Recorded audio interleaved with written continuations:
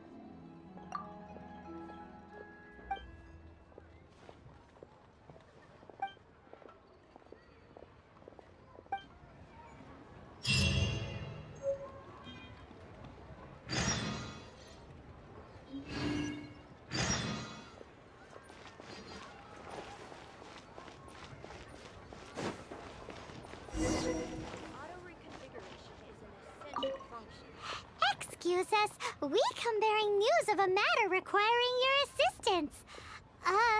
It's all in this letter. A letter? Oh, I see. This again.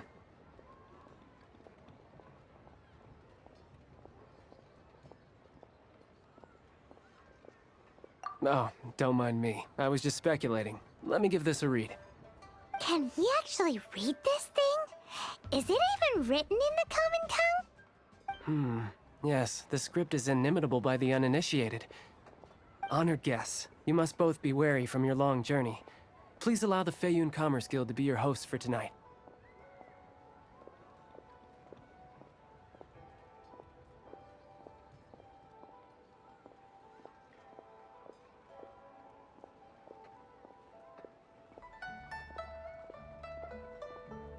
Please rest assured that the matter written about has been duly received.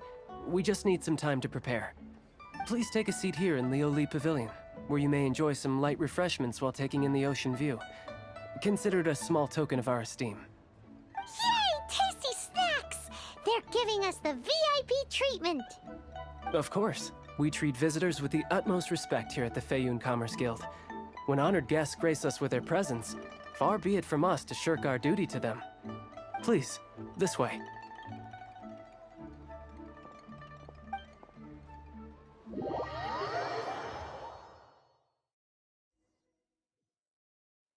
And Paimon thought we'd get kicked out, or turned away at the door. Paimon didn't think Guhua Geek had so much clout. Thank you for your patience. With the amount of wealth and power Gentry Moutsai has, it will take more than a slap on the wrist to get through to him. For him to correct the error of his ways, he must feel for himself the same suffering he has inflicted on Chang the Ninth. Since Gentry Moutsai's business has to do with core lapis, we simply need to buy up all the stock there is in Liu. That will put him in a rather sticky situation. Deprived of the necessary raw materials, even the best craftsperson in Tevat would be unable to make their product. Great idea! That'll be sure to mess things up between him and the Fatui. But Liyue is huge. Is it really possible to buy up every last bit of core lapis in the harbor? With the timescale we are on, it is indeed a challenge. Hence, as stated in the letter, we must ask for your further cooperation in the matter. First, there are a number of vendors in the city you will need to buy from. I've marked their respective locations on your map. There is also some unsold core lapis at the chasm. You will need to purchase that too. Finally, there is Chang the Ninth's batch. Alrighty, so 3 sellers in the city, another one at the chasm, and then Chang the Ninth. Roger that! Of course, we are not expecting you to cover the costs. Wow, so many Mora! With cash like this, Paimon could rent out Lioli Pavilion and eat there for a whole month! Well, this is not the first time we've had to do something like this. It's just par for the course now. All you need to do is strike a deal. The Feiyun Commerce Guild will handle the transportation and other trifling matters.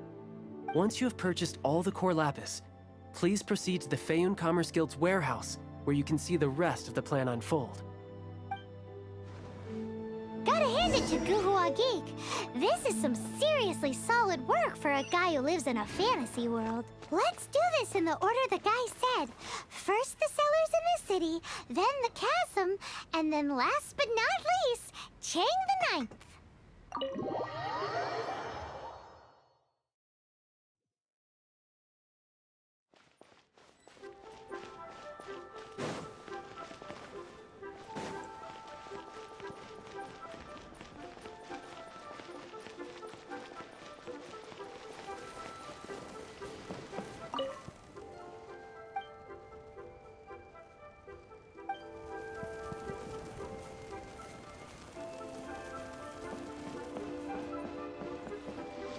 Good day, my friend. My apologies, but I'm out of stock at the moment. Please try again next time. Oh, I thought you were here to purchase Snezhnayan products. No, that I still have, although I ship it all to factories in Snezhnaya. I don't do retail. Too much hassle, not enough return. Sorry.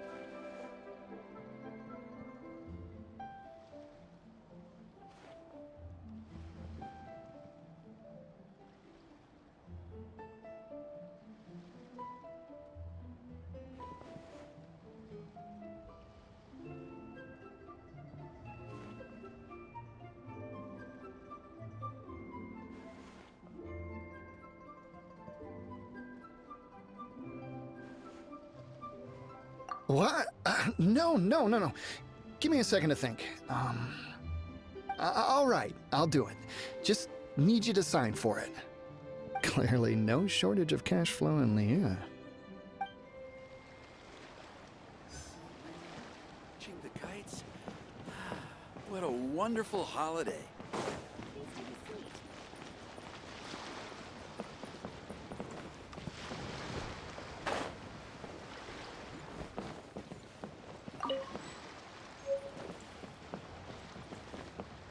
Oi!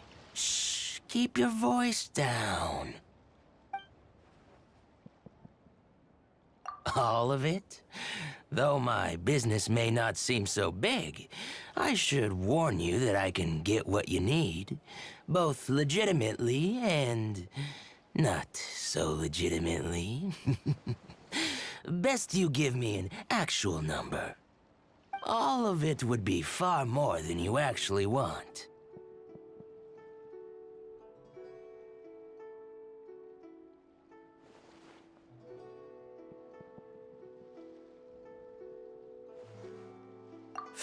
Feiyun Commerce Guild? Well, why didn't you say so?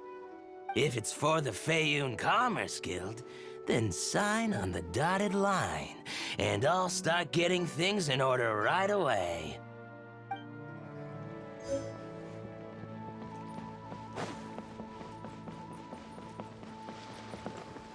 Together.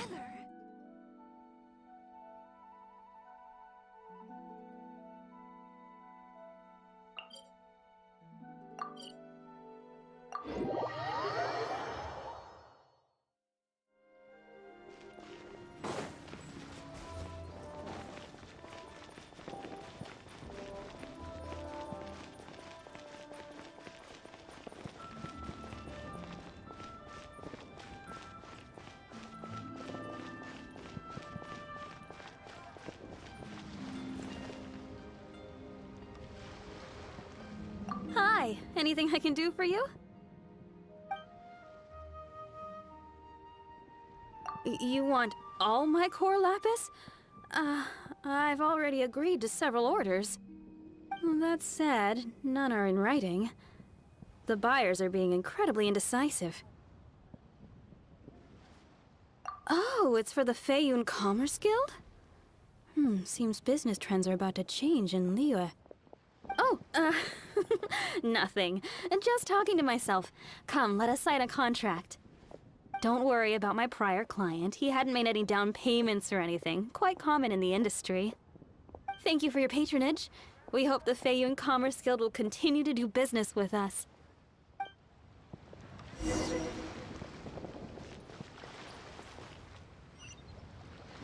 you.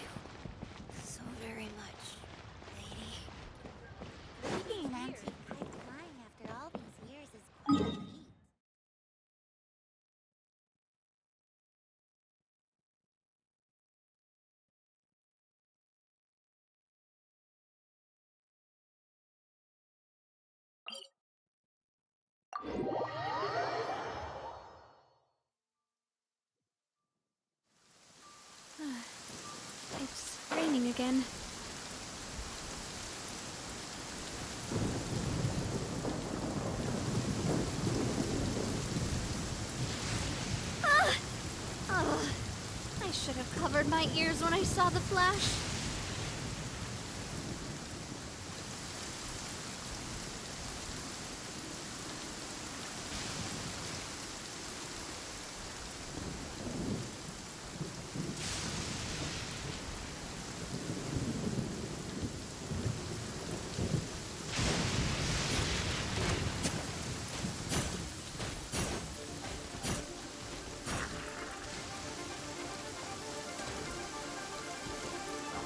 Hey there!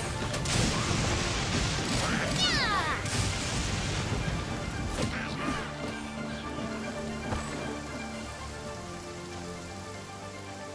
Watch out! Hey there!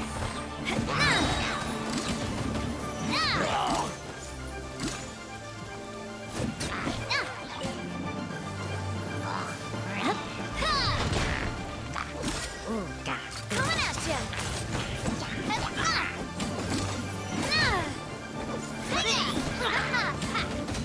Coming at ya!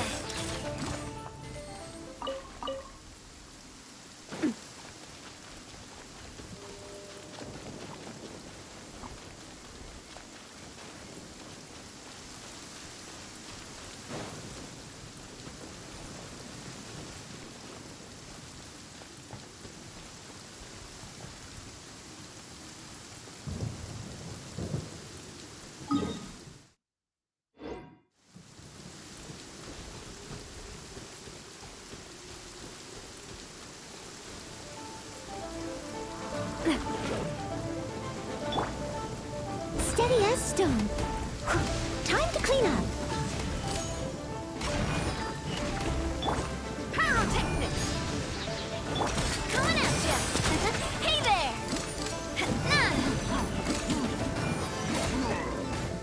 Hiya!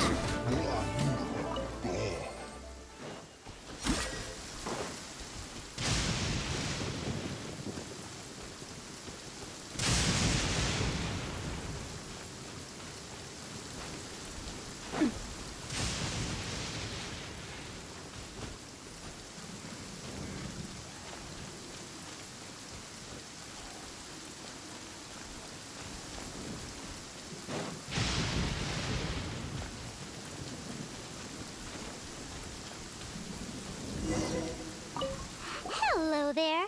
Are you in charge of the core lapis here? Aha, finally. I thought you might come. I hear the Feiyun Commerce Guild has been buying up all the core lapis stock in Liyue Harbor. As it happens, I do have a batch of core lapis that hasn't been shipped yet. It's all yours, if you name the right price.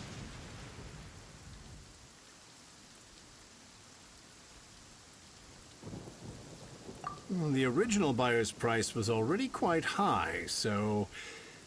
The best I can do is 7 million mora. Are you serious? We spent less than 2 million more on the rest of Liyue's stock put together. I'm afraid it has to go to the highest bidder. I'm breaching an existing agreement by selling to you, so it has to be worth my while.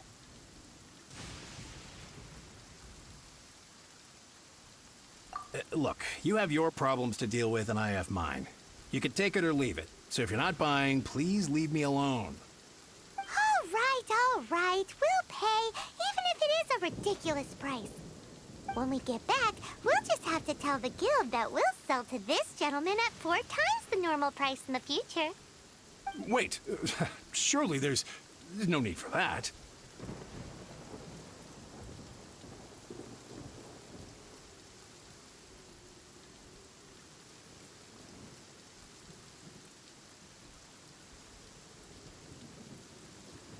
Please, don't do this.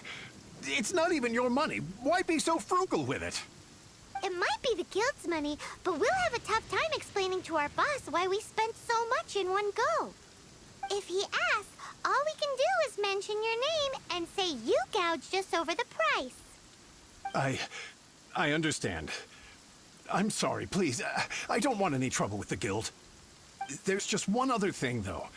There's been an issue with the delivery of this batch. Several carts were ambushed by hilly churls. I don't know where exactly, but if I can't retrieve the goods, I can't sell them to you either. So, maybe you could go and look for the carts?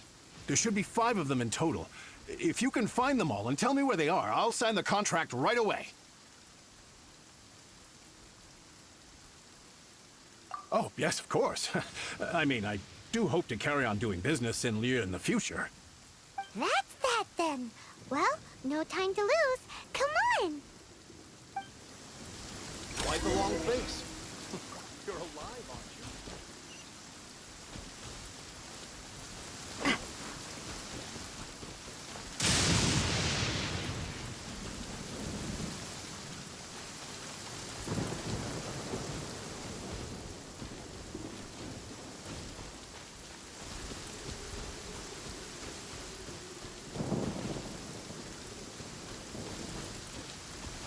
Let Paimon see.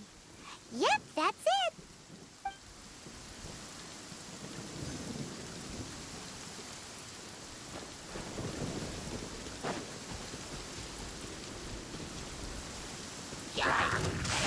Coming at ya!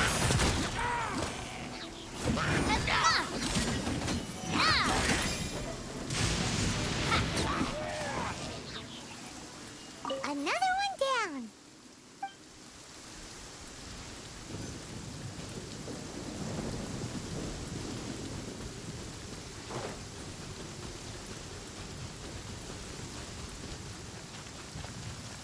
Oh yeah, we found it! Check out all that core lapis! Make a note of the location. We'll send the Feiyun Commerce Guild to collect it later.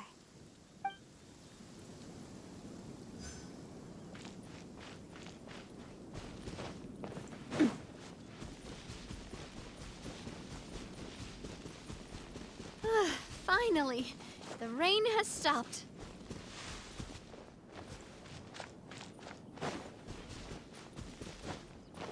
Here we go! Loads of core lapis here!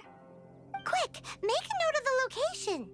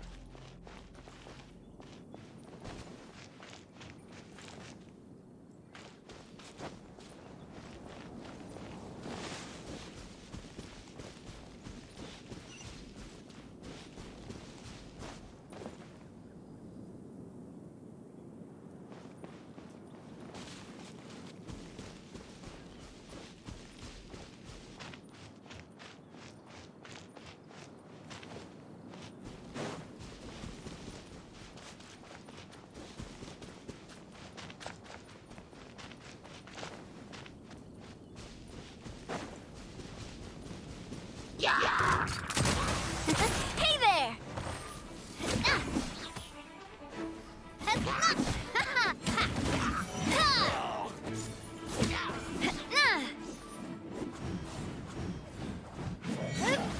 That's it, all right. That's a big old stash of core lapis.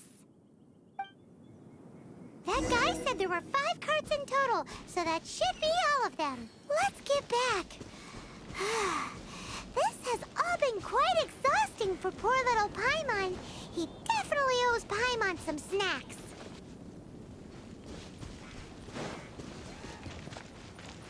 Coming at ya! Coming at ya! As a good knight should. Yep. Power core! Amp it up!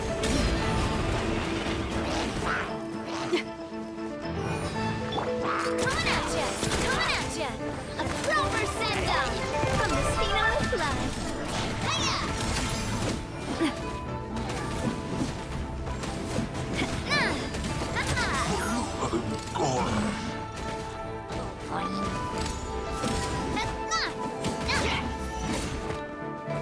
Let's dance. La, la, la, la. Hey there! Coming at ya! Cha!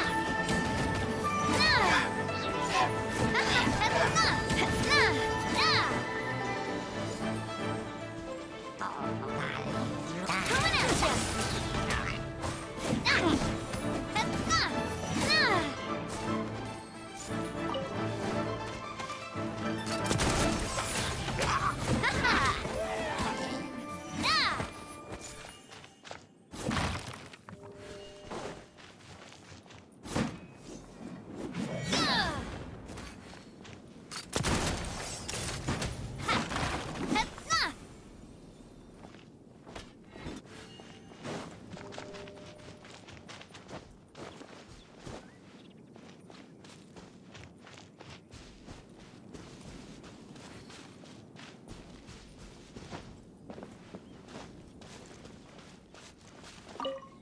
Here, we've made a note of the cart's locations. All 5 of them. Can you sell us the core lapis now? Oh, wonderful. Thank you both. Yes, let's make this official. I also hope you could put in a good word with your boss for me. Done and dusted. Yeah!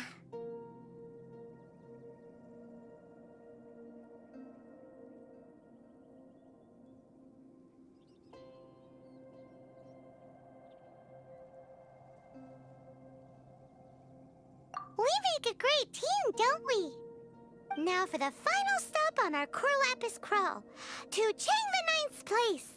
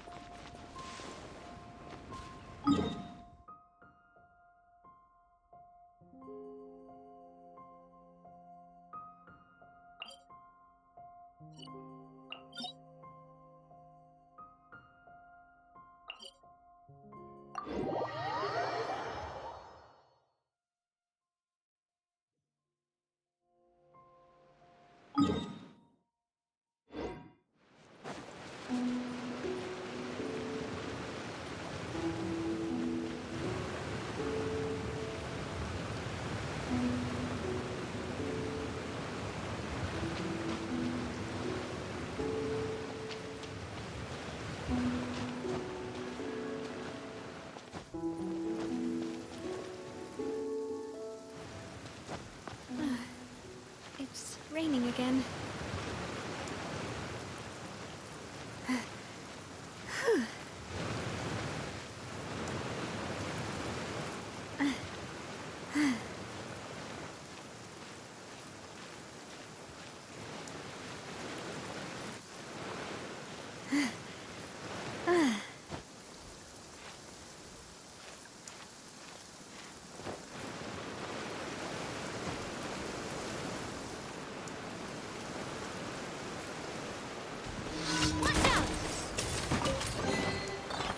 Loving this treasure hunt.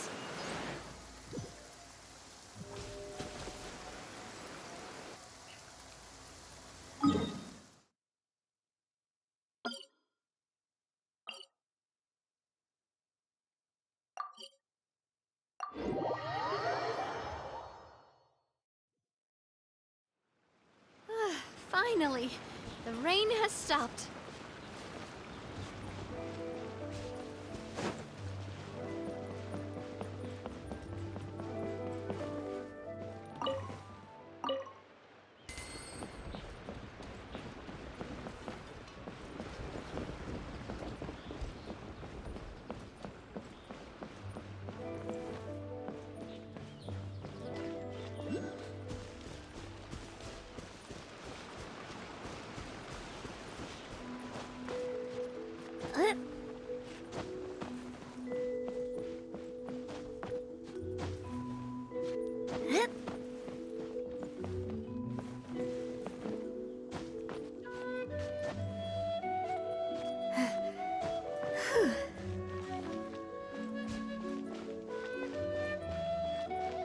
Just who I was hoping to see. I was just thinking to myself, Gentry mouth-sized thugs have been mysteriously absent for a while now. You wouldn't know anything about that, would you? Oh, don't worry. You won't be hearing from them again. Oh? What happened? Huh? Oh, I see now. You're in this trade too. So you're trying to beat him to the post, eh? Appearances can be deceiving, that's for sure. But I don't care who you are. A discount of 70% is simply impossible. The maximum I can do is 40% off, and even then I'm only breaking even. No need. We'll take it at the market rate. You mean you're not trying to force the price down? What's going on? Have I died and gone to heaven? I can't believe it. I will make a profit on this batch after all. But Gentry mouth-sized thugs could still come back after I've sold it. If Paimon told you they're not gonna bother you again, then you'd better believe they're not gonna bother you again.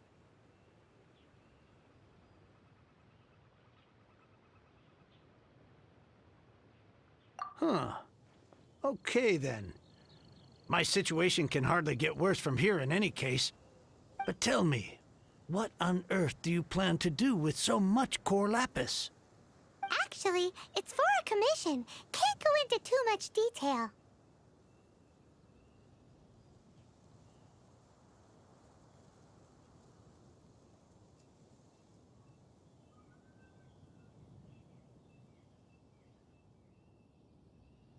Thank you. Thank you a million times over. I really don't know what to say. Good people always get what's coming to them in the end. And so will the nasty people. Anyway, let's get going, because apparently we have a show to watch at the Feiyun Commerce Guild's warehouse.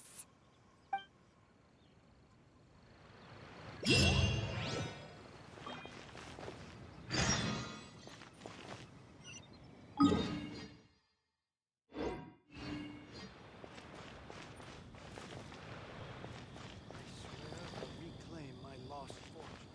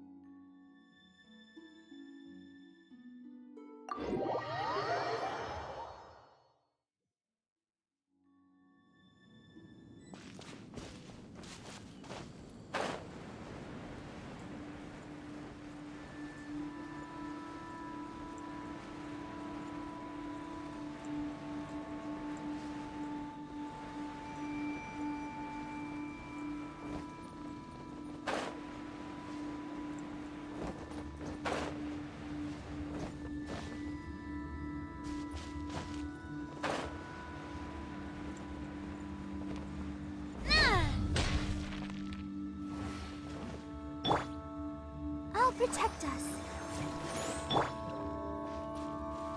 Welcome. The final act in this drama would not be complete without you two here as audience. You better believe it. We're the ones who've been doing all the work. What exactly have you been doing all this time?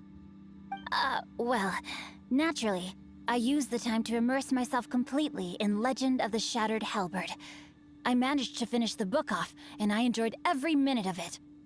Divine Halberd, an ominous sword, Mir and Wei Yang. The way the story develops across the first 5 volumes, nothing short of exemplary. But the 6th volume? Words fail me. How blessed we are to have such an author grace our world with such works. And this is related to Gentry Moutsai how? It's not. But when something surpasses expectations to such a degree, one must show one's appreciation.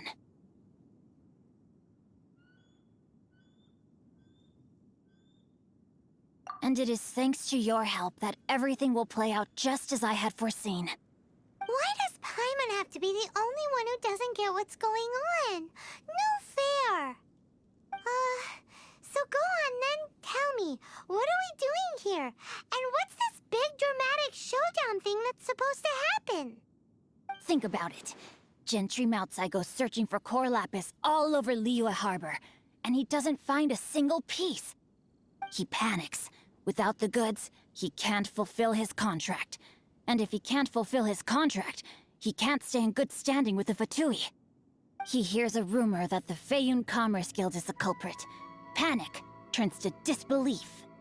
Gentry Moutsai is a hugely powerful figure in the business world. Never has anyone dared to target him like this. So regardless of whether it is revenge or a swift resolution that he seeks, he is certain to...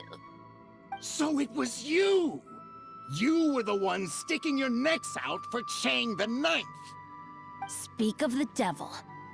I went everywhere trying to find someone selling core lapis before I realized the Feiyun Commerce Guild had been on an acquisition spree.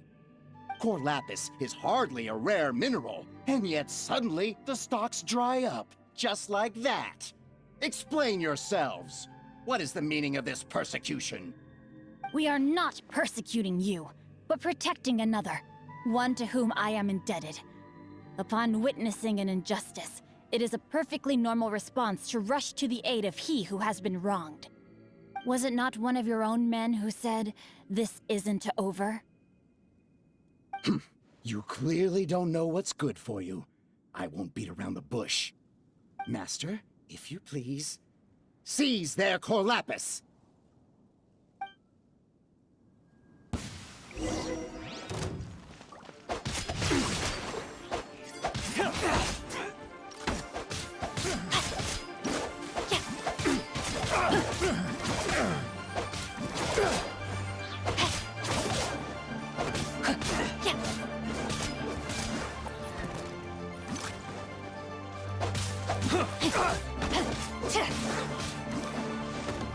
No, my sword!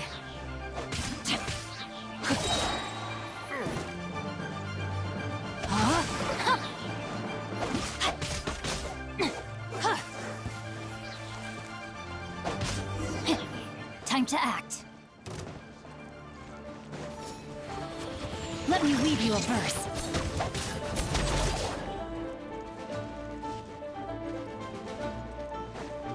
No escape! Rain outlines your fate. No, my sword! Can't I must leave no stone unturned. Impressive. You are no commoners. To continue this fight would be to incur greater losses than I can accept. Their strength is almost spent. Finish them off! The core lapis is almost within our grasp. Might I remind you that the Fatui's relationship with you extends to business matters only? I did not lend you my men to have them stir up trouble at your beck and call. What are you saying? Master, everything I did with only one thing in mind. To complete the order! Then figure it out by yourself. Don't go. Wait! Master, wait! My lord, what are you doing here? Are you hurt? Thanks to this valiant young woman, I am unscathed. My lord?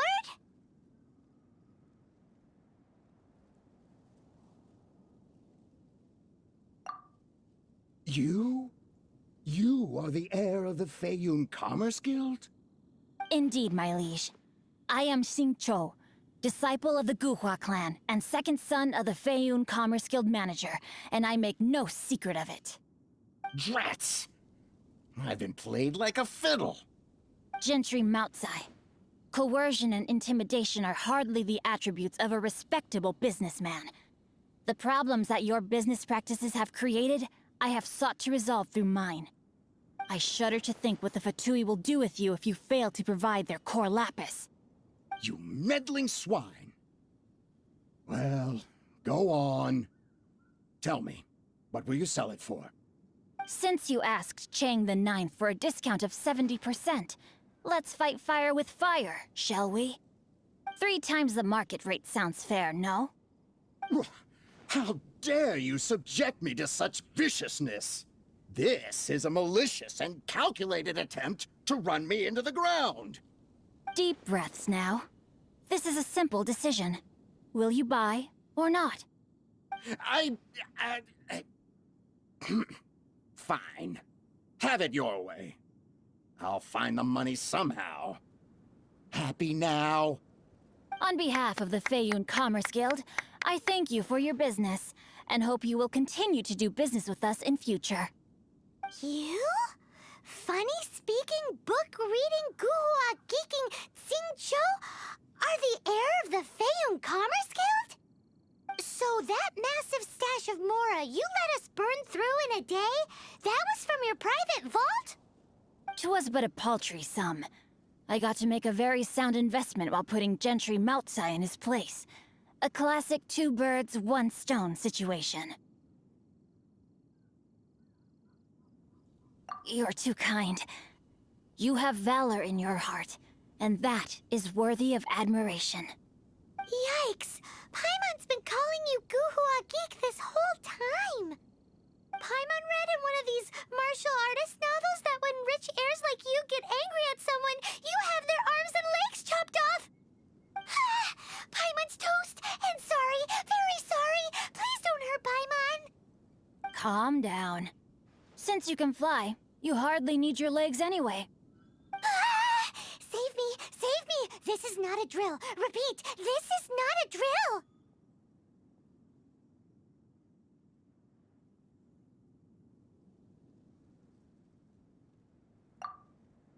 Jokes aside, I have the 2 of you to thank for this successful resolution.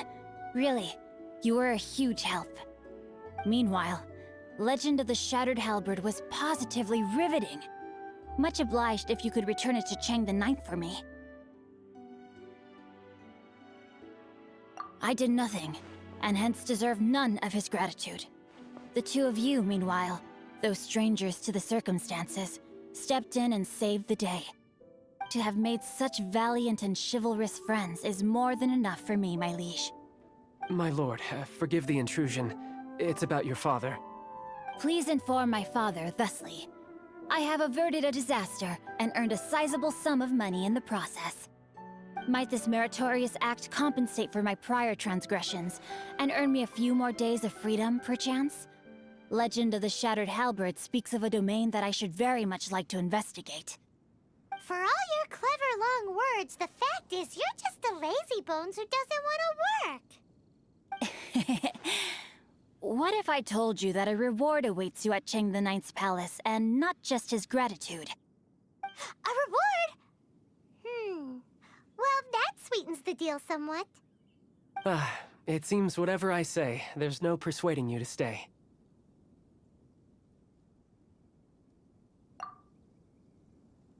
Oh, I didn't realize you weren't aware.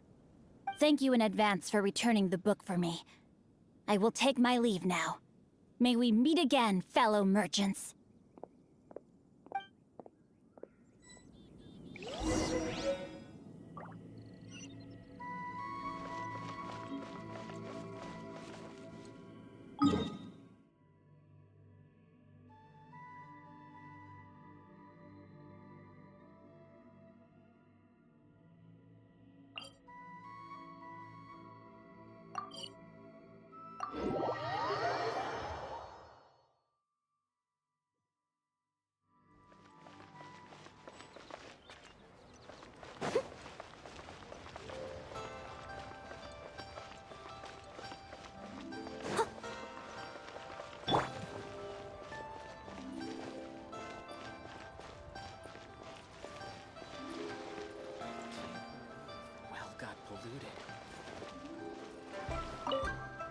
Ah, sir, you're here.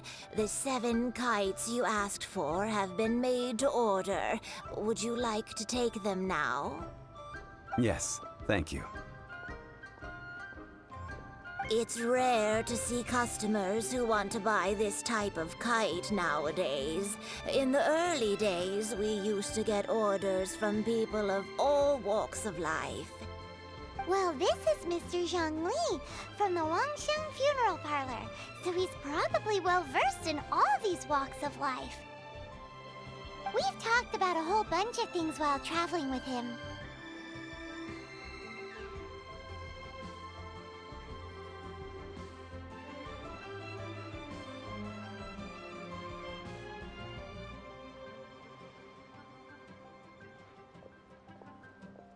He seems to know Liyue's favorite topics, money and government, really well, but he likes talking about less useful topics instead. Well, that's because I prefer to share fun things with you. Children's toys are very fun things, that's for sure. I enjoy watching the children at play as much as anyone else, but there is more to it than that. Finely crafted toys are well loved by children, but this craft itself has been honed over thousands of years, and there is meaning behind that. I have made kites in Liyue for 40 years, and I am intimately familiar with the forms passed down from my ancestors. The meaning of these 7 kites is far from banal. Indeed. These are decorations used in the rite of parting. The 7 kites represent the 7. I took the liberty of coloring outside the lines when doing the insignia of the Animo Archon. As for the kite that honors the Geo Archon, one must follow the contract given right down to the last letter. These patterns are ancient, and you can also find them in the Golden House. Ah, Paimon's heard that name before. Huh? The design of this kite displays a firm grasp on the cyclicality and eternity so dear to the Electro Archon. These markings of tree and leaf pay due honor to wisdom and the passage of time. All this on a single kite. Truly astonishing. Justice flows across the surface of the waters. War rages like a flame. As does that which the Cryo Archon once... Yes. These details are masterfully done. The compliments of a learned man truly are pleasant. Well then, Granny Shan, I shall take these back with me. As for the payment...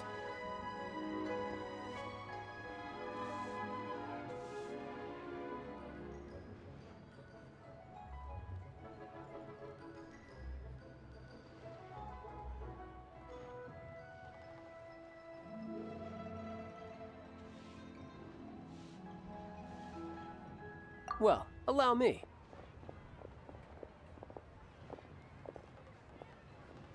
Hey, it's Child!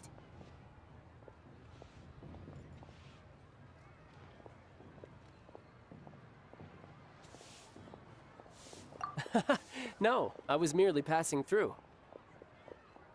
I see Mr. Zhongli's the same as ever.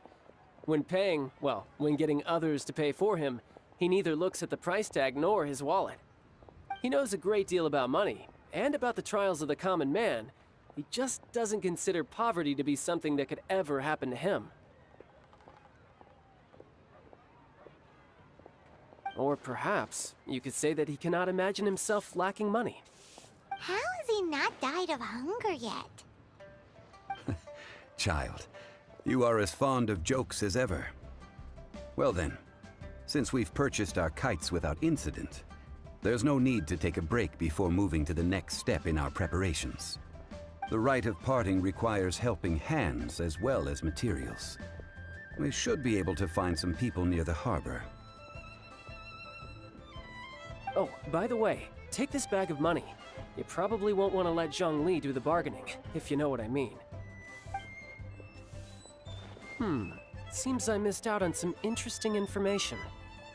I suppose I'll just have to find a more opportune moment next time. What should I try this time?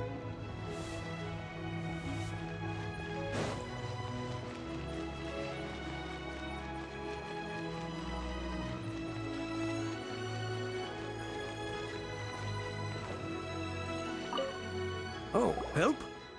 Sure. I, Tick, always put in 100% effort into everything I do. Of course, there'll be a premium if you want me to give 110%. So what's the job? Let me see. We are still missing some wooden implements over at Yujing Terrace. They aren't uncommon objects, so I didn't make any special preparations for them. No problem. That'll be 20,000 mora for a single trip. How does that sound? Done.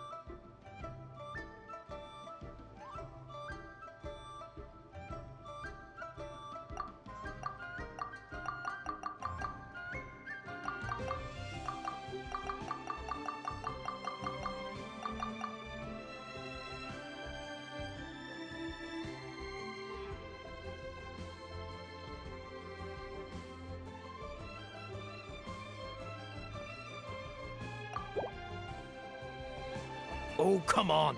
That's too little.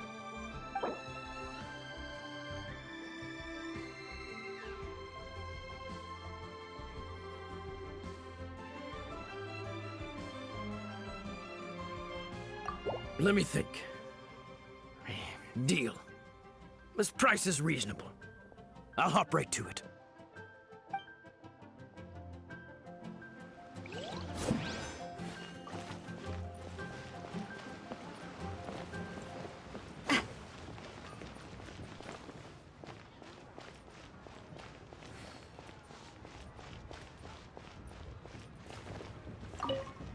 A full day of odd jobs at Yujing Terrace. No problem. 25,000 per day. A fair trade, yes? Whoa, that's expensive. Could you give us a bit of a discount on account of the whole Hero of Mondstadt thing? Hero of Mondstadt? Never heard of them. Well, you may never have heard of this hero, but it seems you've heard of Mora nonetheless. Thus, I will simply pay the whole sum.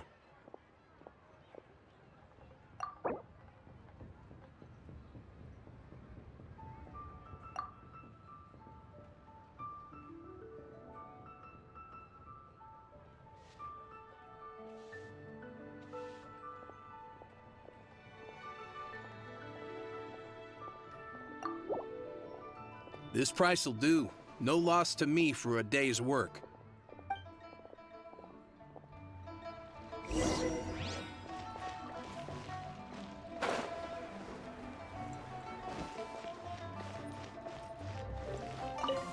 Hiring help? Sure. But let me just say first that I'm a reserve member of the Adventurers Guild. I take adventuring commissions, but I don't do anything clerical. Adventure? Venturing into the mountains to capture a few crystal flies seems adventurous enough. That's not hard. Almost a bit too easy for a reserve adventurer. Never mind.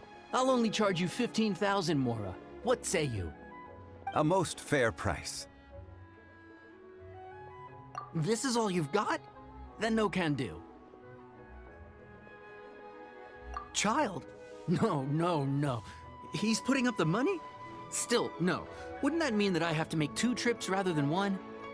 How about this? let's make a trade. I'll take what you're offering right now, and... get me a piece of iron ore. I'll take that as payment to go see that child person. What do you think? Guess we've got no choice.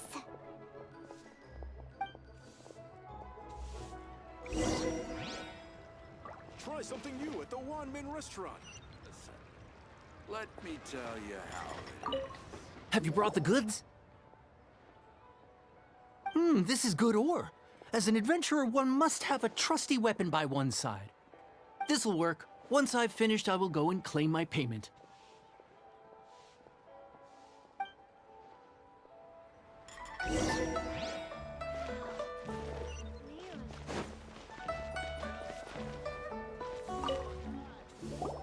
All finished then? Splendid. Any leftover cash is yours to keep. A favor for the Fatui should never go unrewarded. You think you can buy us off with some loose change? No way! Paimon demands to know when the next payment is coming. Well, how does this sound? You give me the information I need, and maybe I'll leave the Northland Bank's vaults open and unattended for half an hour. What info do you need? Huh. Does that mean you know what he's after?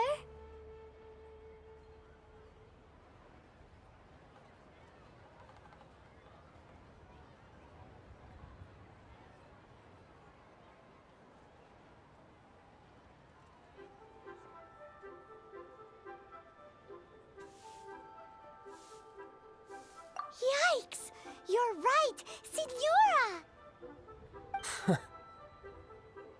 You both need to calm down. I don't know what's gotten into you. Just what is this about? The atmosphere got so tense all of a sudden.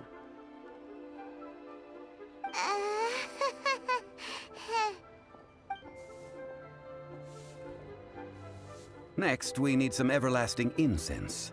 For this, we need to go to Boo Boo Pharmacy, the finest pharmacy in all of... Is everything okay? Everything is fine. I was just informing them that they need not return the surplus Mora. Now, if you'll excuse me, I must be going. I definitely felt like Child wasn't happy with us just now.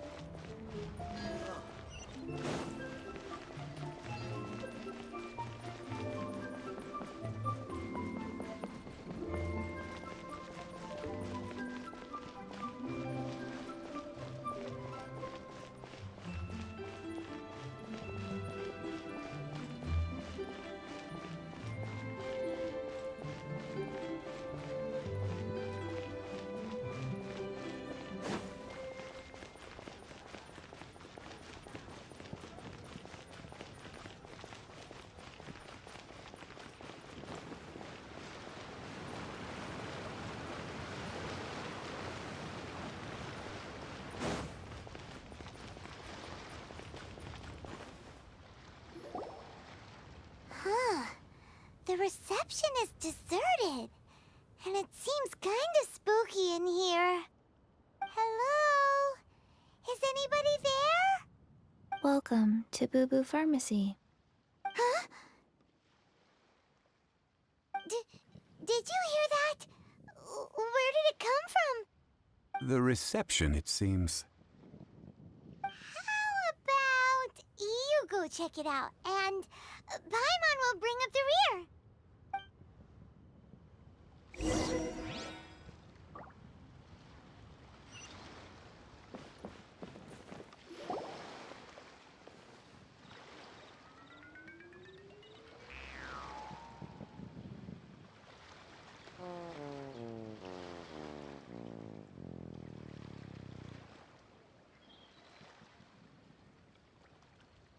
Oh, there you are. But you can't even reach the counter. Ah, Paimon thinks you might be right. Look at the talisman on her forehead. Welcome to Boo Boo Pharmacy. I am Chi-Chi. Once upon a time, Chi-Chi died. Then, Chi-Chi was saved by the Adepti, Now, Chi-Chi is a zombie.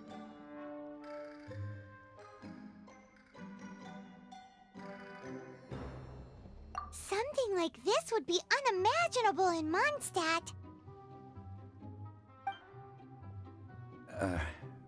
Hello, little girl.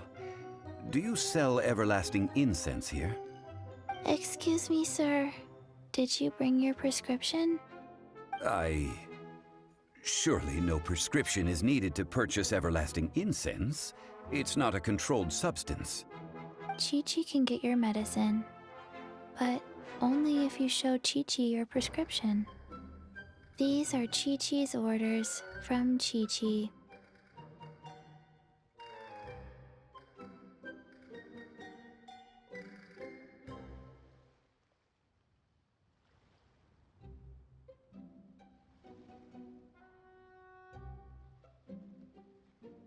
Zombies are limited to acting within the confines of their orders.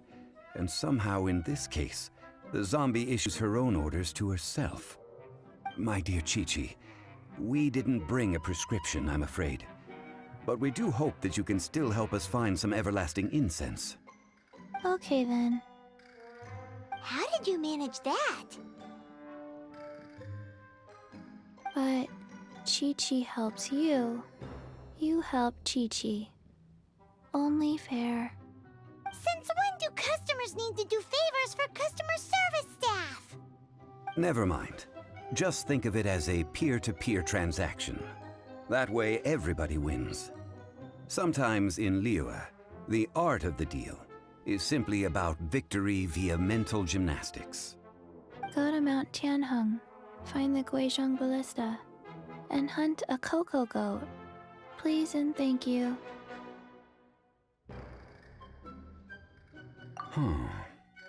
Guizhong Ballista.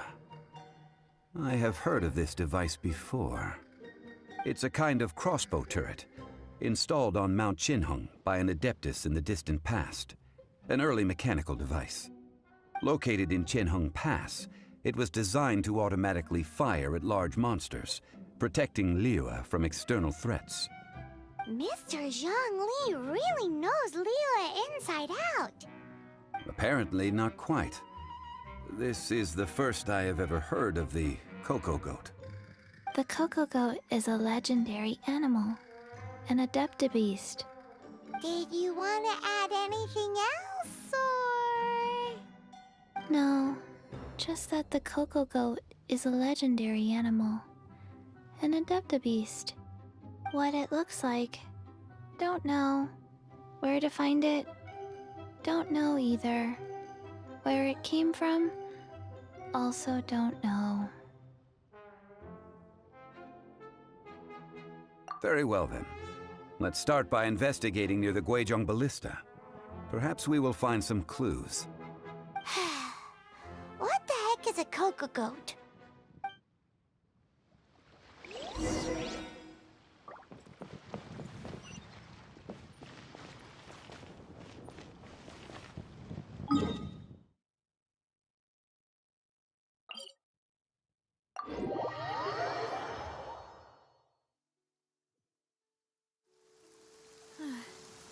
It's raining again.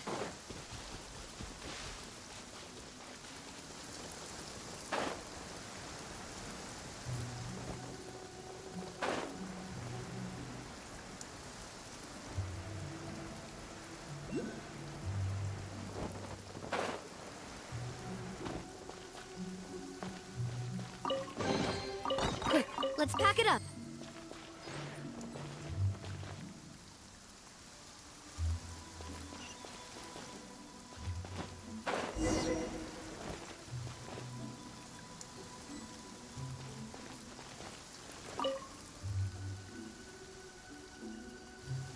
It's huge! Paimon can totally believe it took an Adeptus to build this. But how do you operate this thing? Just think how much strength you would need. It is currently inoperable in any case. This device is broken. Aw, what? It broke? After millennia of wear and tear, Even Adepti contraptions are difficult to maintain. So what are we gonna do? Quick, Mr. Zhongli, use your unlimited high society knowledge powers! You almost make it sound like I'm some sort of bourgeois parasite whose only utility lies in providing quaint pieces of trivia on demand. That said, let me think for a moment. Ah, yes. Spare parts were made for the Guizhong ballista when it was first built, in case it was damaged in battle. As I recall, there is a military supply post from that period somewhere inside the pass. If we can retrieve the spare parts from where they are stored, we may be able to repair the Guizhong ballista. One just needs to understand the basic working principles of the device. So, what you're saying is that you actually understand the working principles? I have a smattering of knowledge on the topic. With the parts in hand, I could at least tinker with it.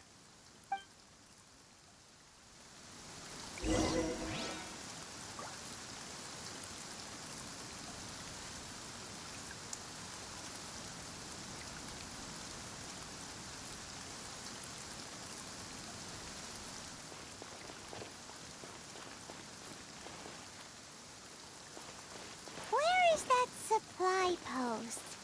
Here, post...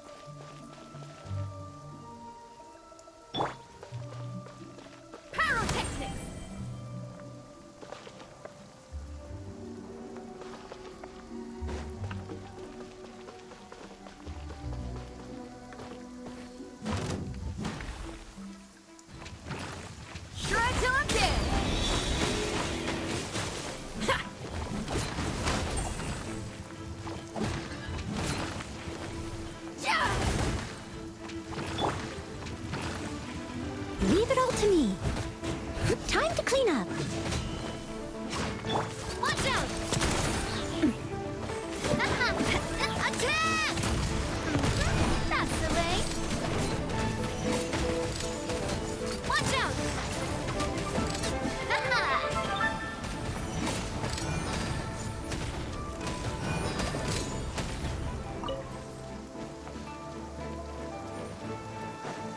Coming at ya!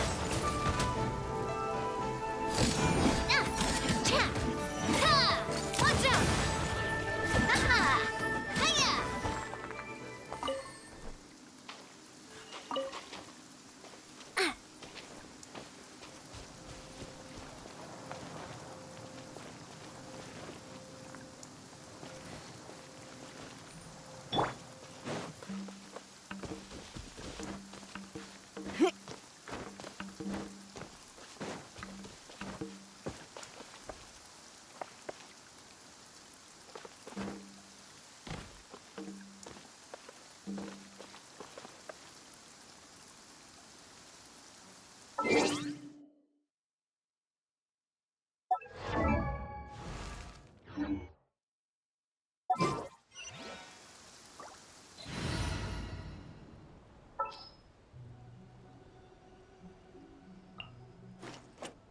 Outrider Amber, reporting.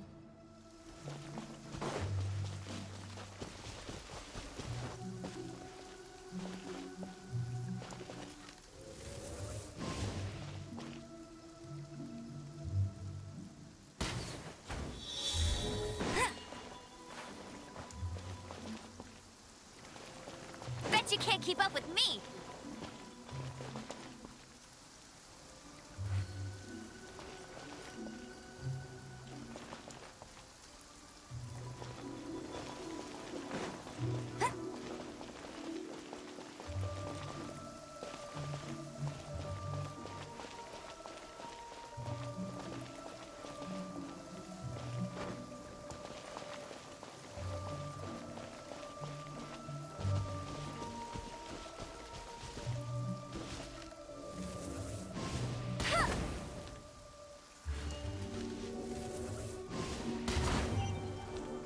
I'll race you there! Huh. Another target tracked down by Outrider Amber.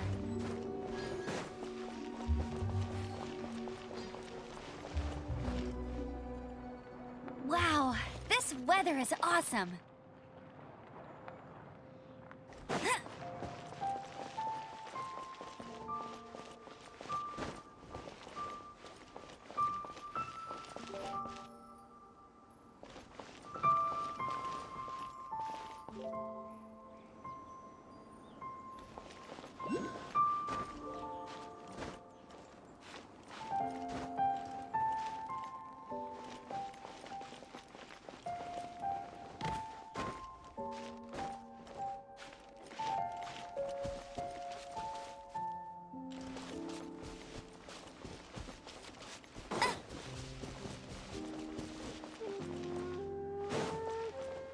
That's more like it.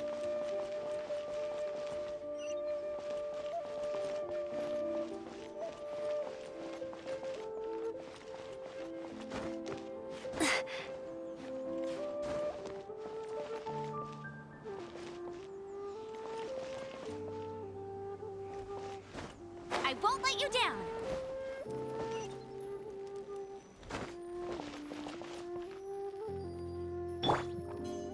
Coming at ya!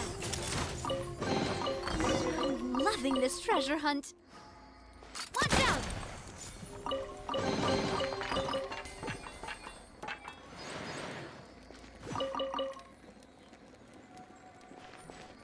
Watch out!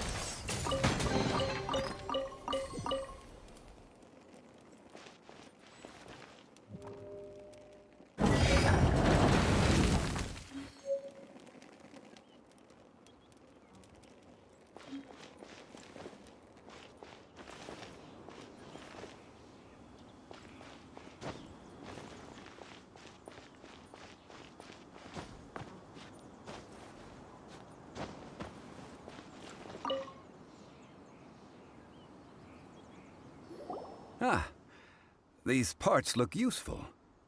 One moment. I will try to repair the device. It is done. The Guizhong ballista is more intricately designed than I thought. Ooh! Now how do we turn it on? It's easy enough. We simply need to do this. Look, it even has a scope. Over here we have nothing. And over there, more nothing. Hey! Just what do you think you're doing?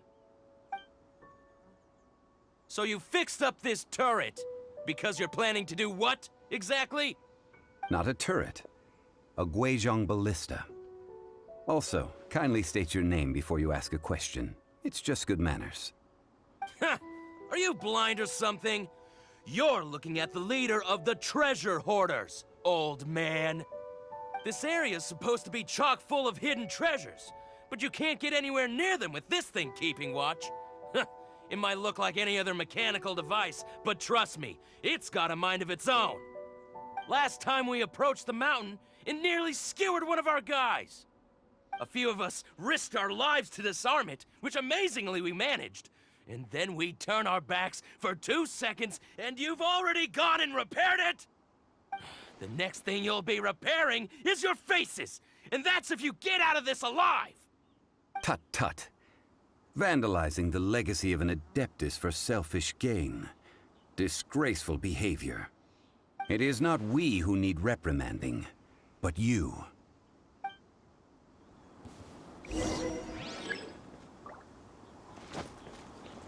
Coming at ya! Watch stone.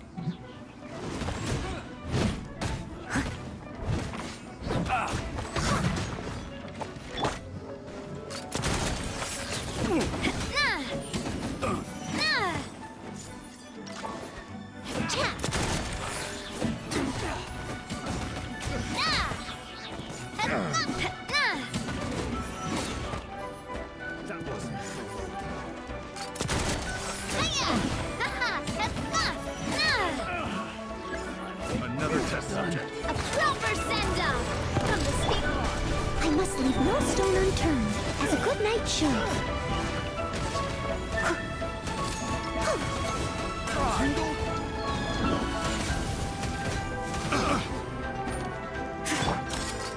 Hey there!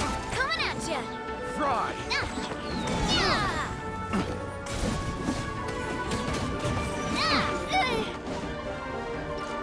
Hey, watch out!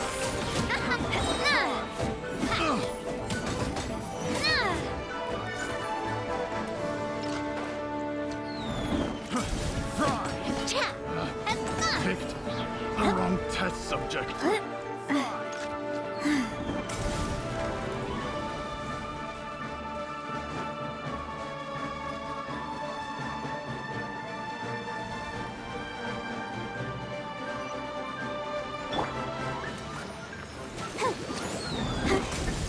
Go, Barb! Come on!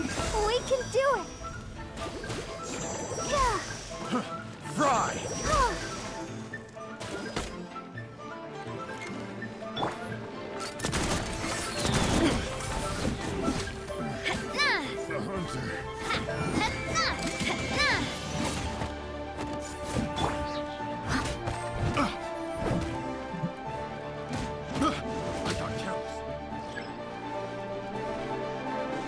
Steady as stone.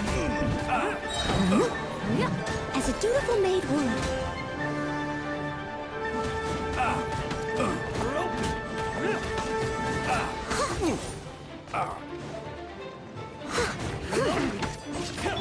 Attack! That's the way. Watch out! Oh!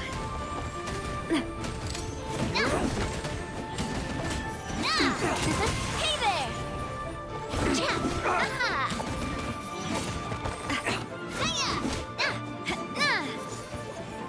Coming at ya!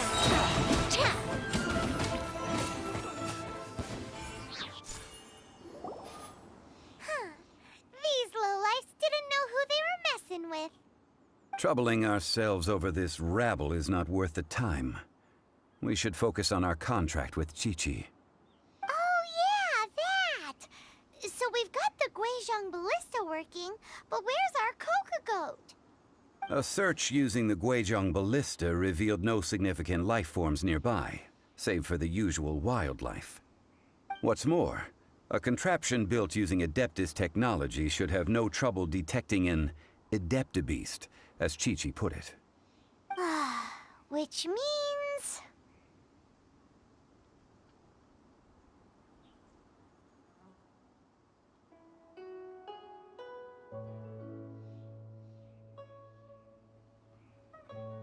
Paimon wouldn't go that far. We did something positive, right?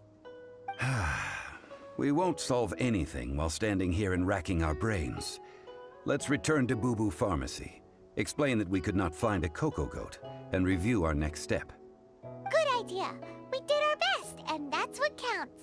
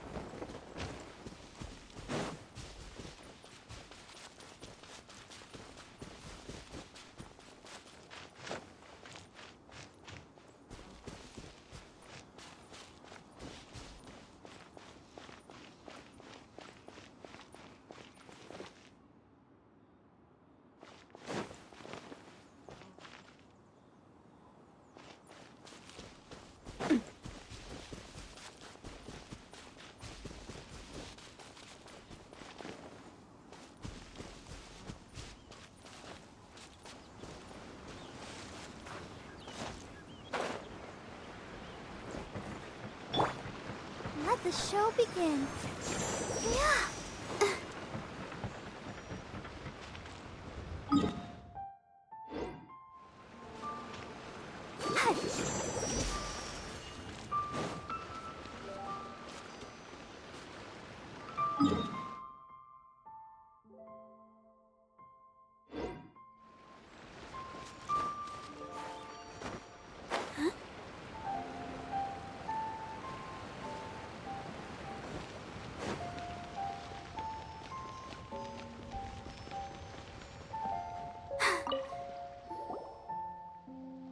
Forgive us.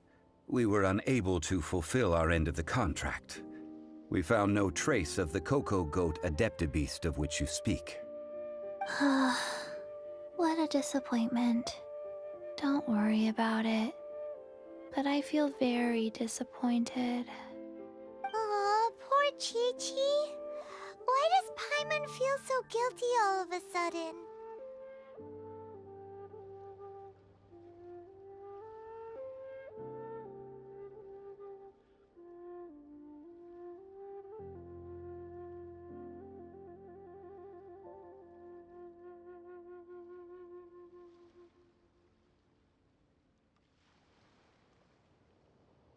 Cocoa goat milk is tasty. So tasty. Much better than normal goat milk. Only an Adeptabeast could make such tasty milk. I'm sorry. I have a poor memory. I cannot remember the name of the milk. That's why I wrote it down. Where did I put it? Ah, here. This is the name. Coconut milk. Huh?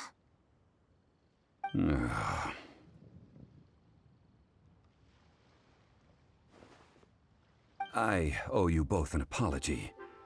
I hastily agreed to what appeared to be an equitable agreement with this zombie child, when perhaps I should have undertaken further due diligence. Never mind, Zhongli. You didn't know. As the Liyue proverb goes, all things are random and... So how are you supposed to predict anything? Literally no one could have seen this coming. Excuse me, everyone. Did Chi-Chi say a bad thing? Oh, sorry, but Paimon's gonna leave the job of shattering this poor kiddo's world to you.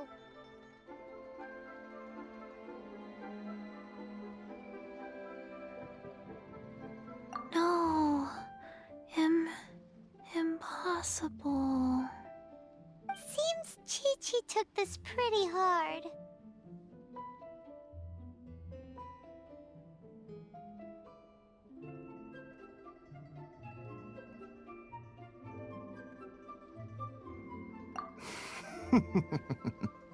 Someone learnt a valuable life lesson today, then.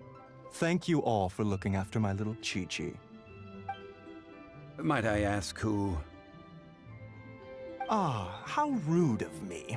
I'm Baiju, boss of the Boo Boo Pharmacy. Paimon thought Chi-Chi was the boss. Turns out it's some wacko who wears medicinal ingredients around his neck. What a sorry state of affairs. This little mascot is even more of a simpleton than Chi-Chi. Ah! The snake is speaking!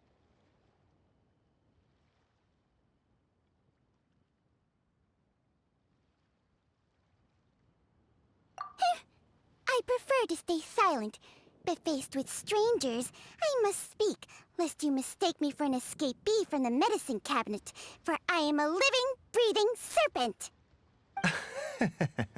Don't mind Chung Sheng. She's a good girl, really. As for you three, communal chaos causing with Chi-Chi aside, what business brings you here? Do you sell everlasting incense in this fine establishment? Everlasting incense? Why, of course we do. Whew, at last! Things are finally starting to come together. 3 million mora. Top quality. Guaranteed.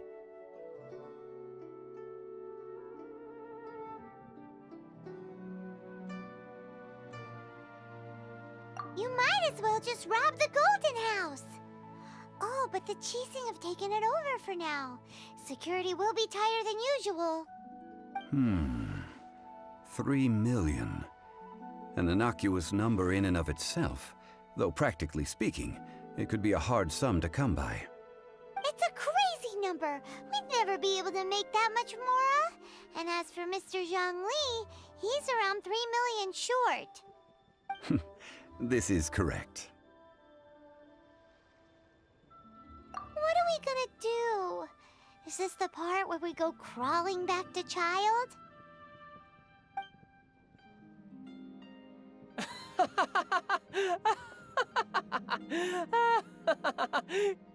Coco Goat! Coco Goat! My sides hurt.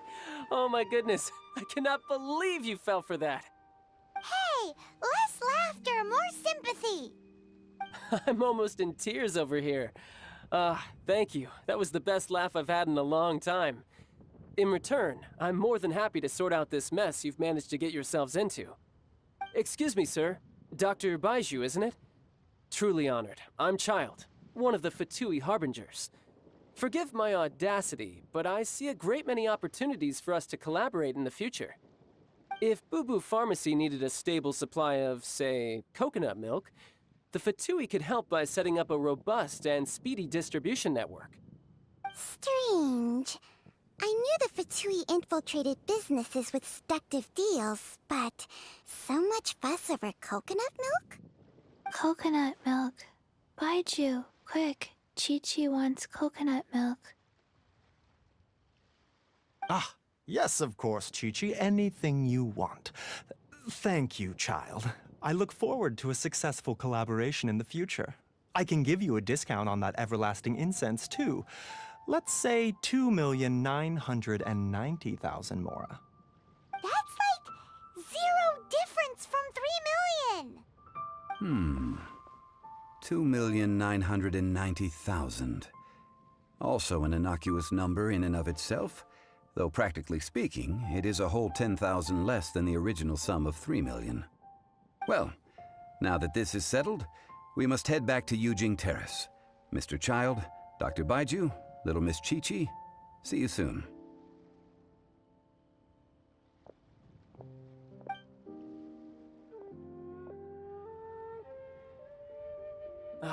That lot is an absolute riot.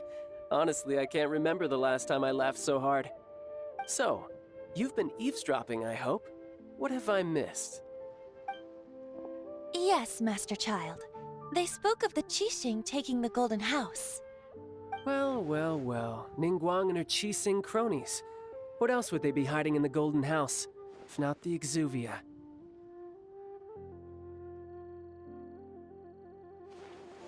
I apologize, but I warned you, didn't I? As the old Liyue saying goes, the walls have ears.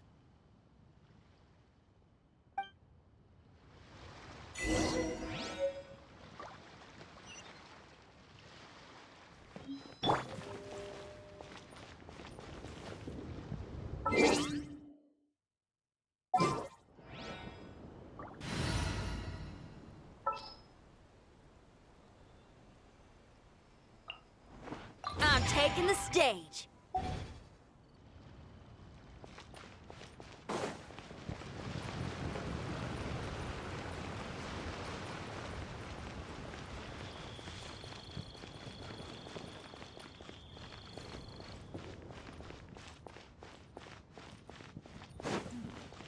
This is a peaceful neighborhood.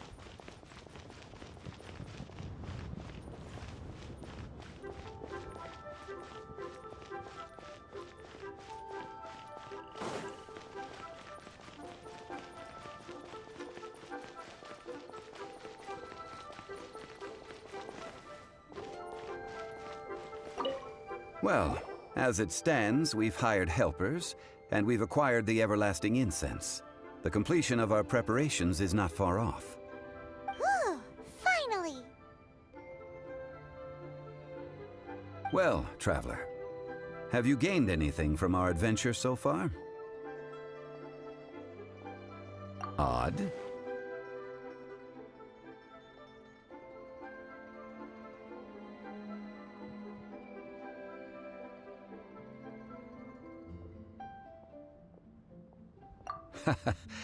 Which is it, I wonder? The questions that such travels raise are ever so complicated.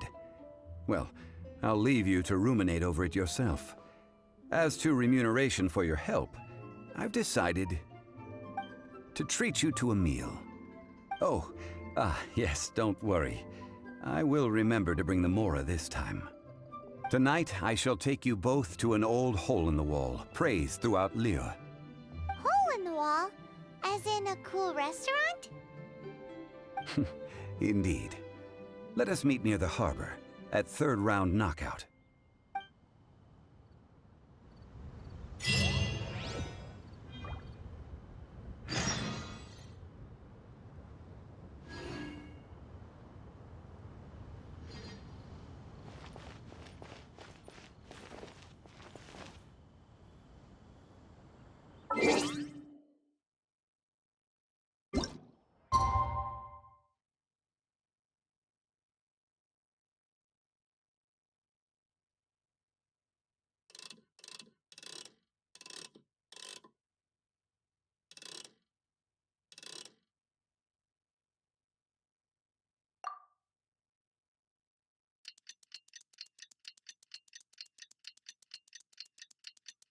I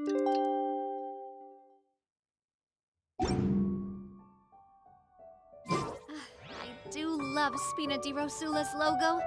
It was designed by my mother. Have you noticed?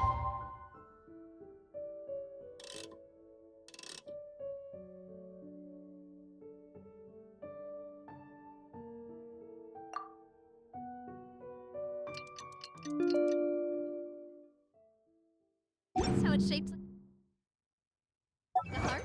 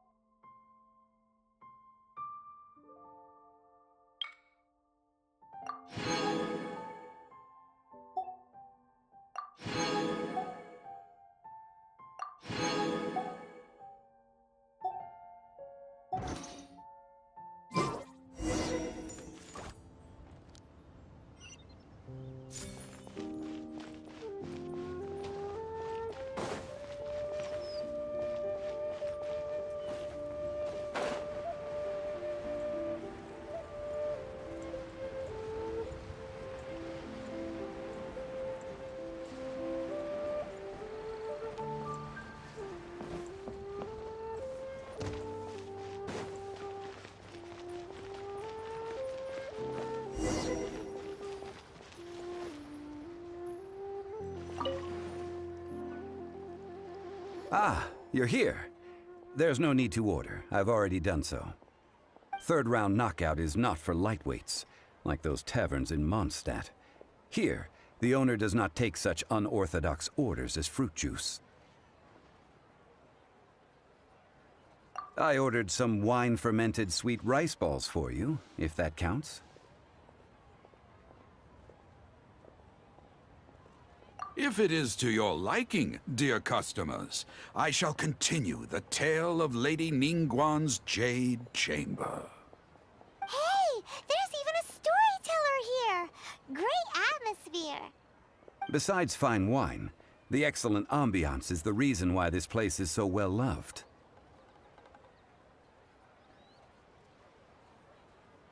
But when I say ambiance, I refer to a different sort from the one the Tevat travel guide uses to judge other establishments. As you all know, high above the land of Liyue lies a pavilion in the clouds, a palace in the mist. What does it mean to have all-seeing eyes? This, my friends, Lady Ningguang's masterwork that bridges earth and sky. Imagine, the weather is clear, and you gaze down from the deck on the world below. Behold, the glorious sights of Liyue Harbor, stretching out far and wide. They say that when Lady Ningguang ponders important affairs, she retreats to her jade chamber with none but her 3 closest confidants in tow. Why brings she these trusted 3 to sift through sources, dig through documents, looking for information? Piece by piece, facts and figures paint a picture on the walls of the chamber. But well before the wall is filled, Lady Ningguang's mind is made up. Having made her call, she has every last document shredded, and whoosh, she scatters the shavings out her window.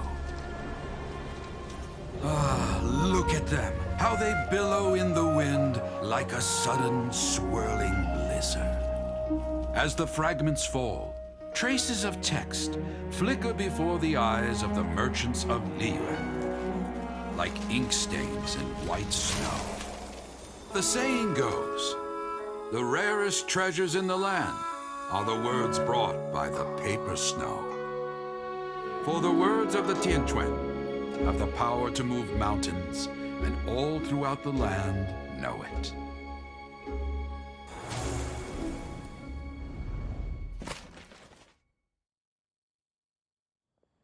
These are but scraps of paper, and yet they guide Lady Ningguang's hand.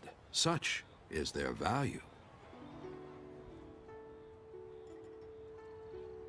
Merely grasping 1 or 2 of them will surely gift you a fragment of her wisdom, enough to stay a step or 2 ahead of your peers. Tianquan Ningguang. Feels like we're hearing this name a lot. Liyue locals talk about her. The Fatui hate her. She's most likely the one who hid the exuvia, and we saw her at the Rite of Dissension. Huh. Paimon wonders what sort of person she is. At last I have found you. You who returned from Jueyun Karst. Who's there?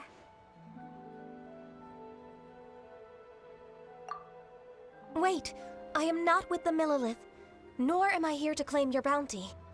However, I am an emissary of the Liyue Qixing. My name is Ganyu, secretary at the Yuehai Pavilion, and I have come specifically to meet you.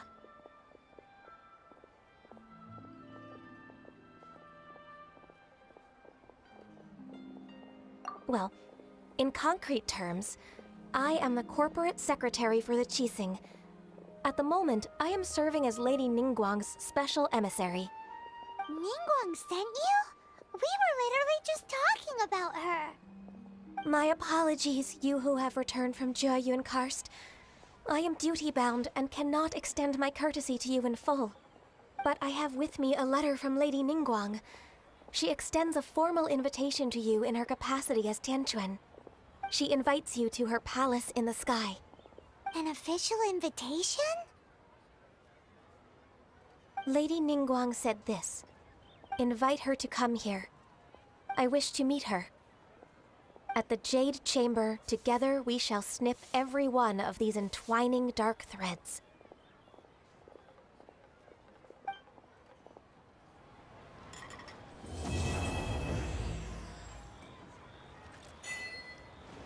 And with that, the emissary who called herself Ganyu just disappeared. But we've received an invitation from the Liyue Qixing. Paimon still can't believe it. We'll be meeting people that have way more money than Paimon could ever count. We should be on our best manners.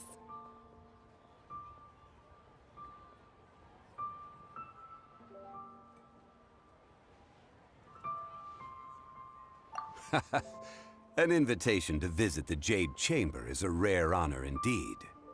You'd best be on your way now. But don't forget about the rite of parting.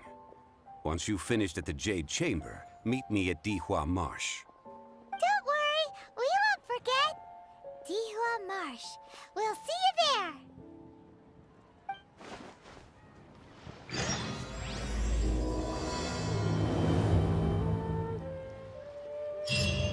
Listen, let me tell you how.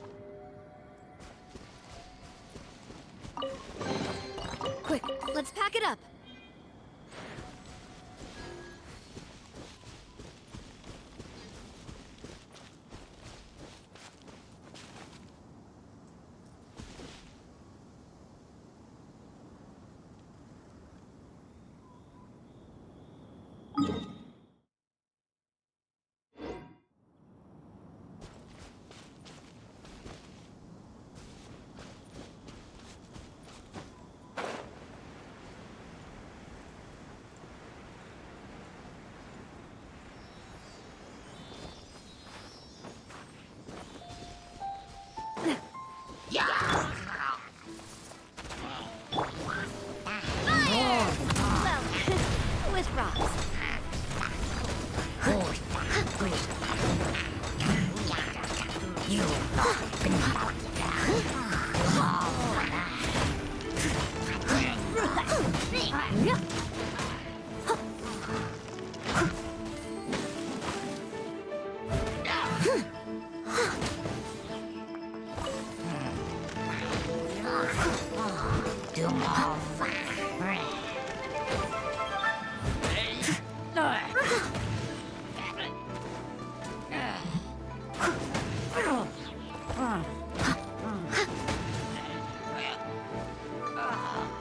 Leave it all to me.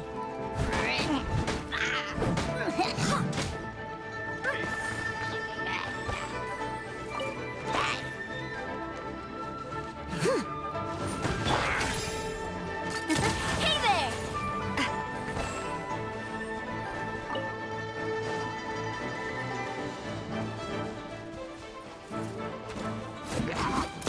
Hey there!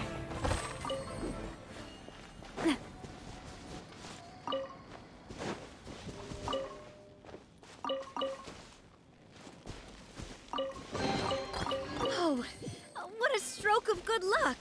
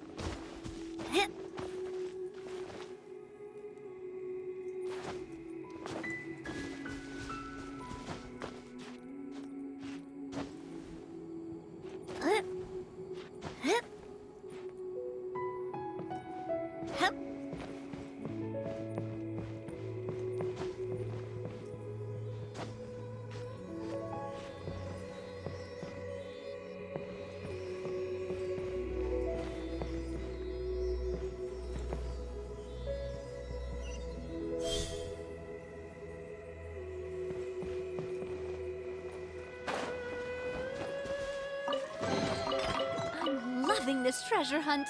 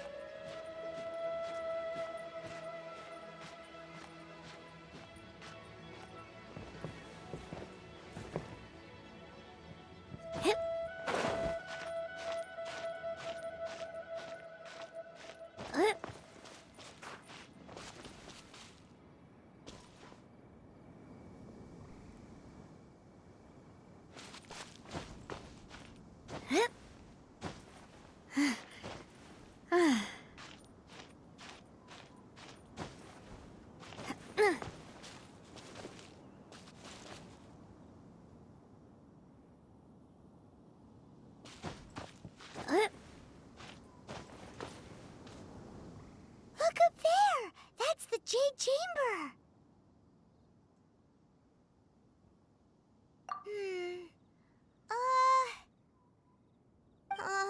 This is bad.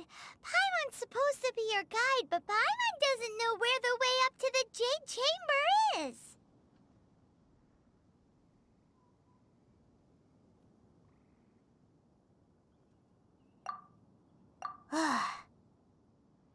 Well, since we want to go to the Jade Chamber, heading to its location on the map is the sensible thing to do. Let's look around. There has to be a way up there nearby.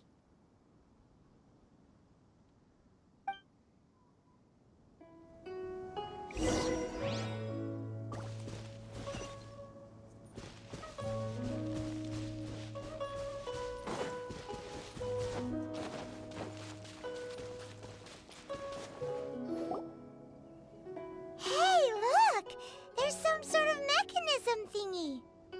Since this is the right place, it must have something to do with the Jade Chamber. Yes, this must be the way.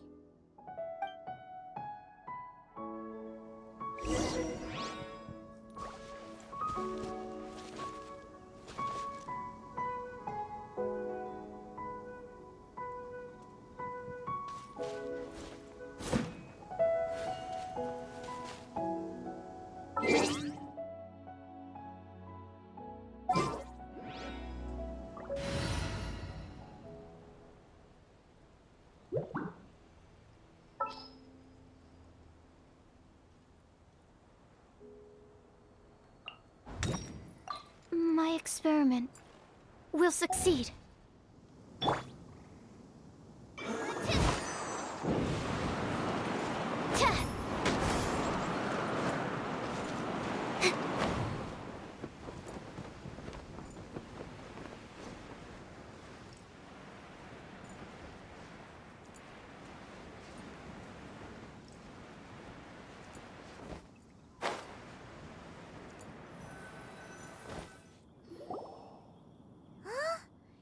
Takes us up to here. Aw, if that wind current was stronger, we'd be able to reach the top in one go. Huh? Why?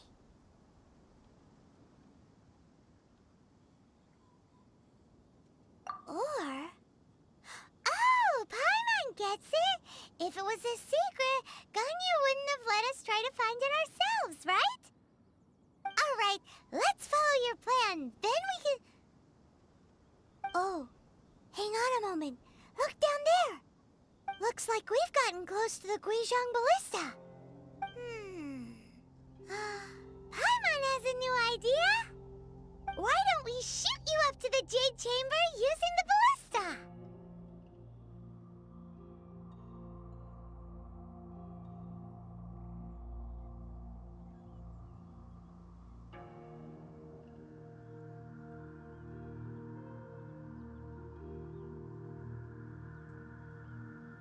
Oh, right. This method does seem a bit unsafe.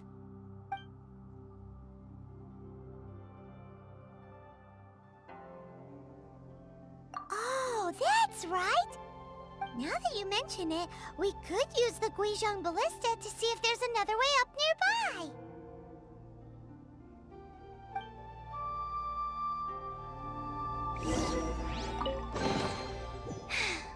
If only I stumbled upon lab supplies as often.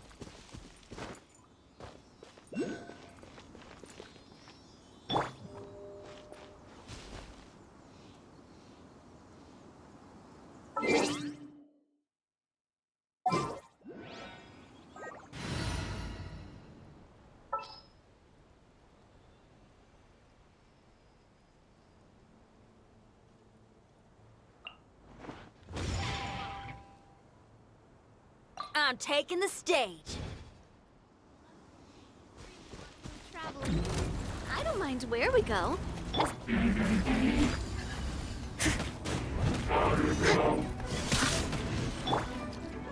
Amp it up! Power cord! Yeah! Watch out! Hey there! Hiya!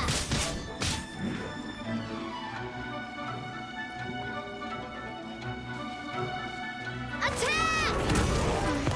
That's the way. Watch out!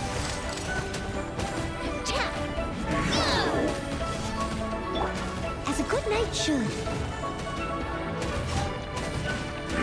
I must leave no stone unturned.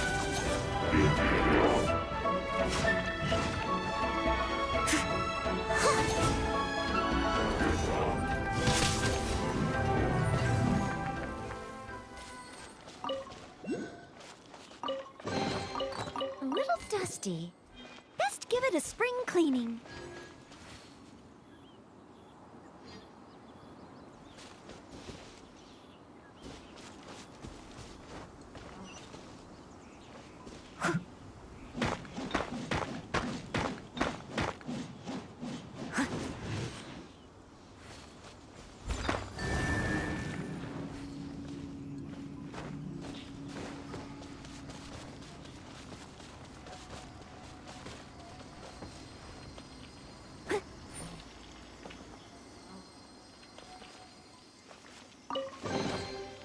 All in a day's work.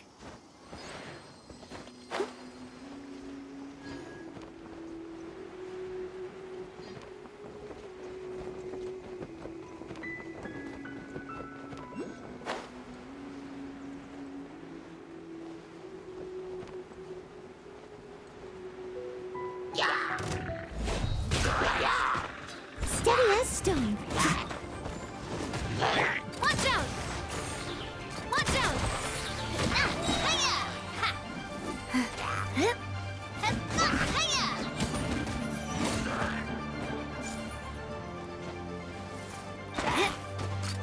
Hey there!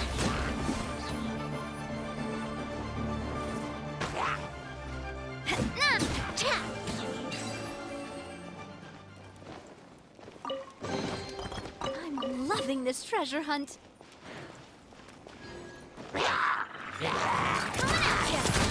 Hey there! Ha!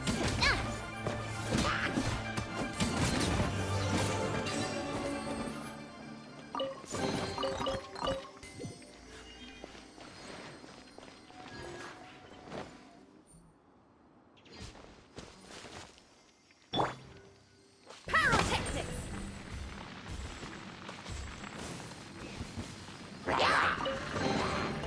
Oh, this rocks! Shred rocket!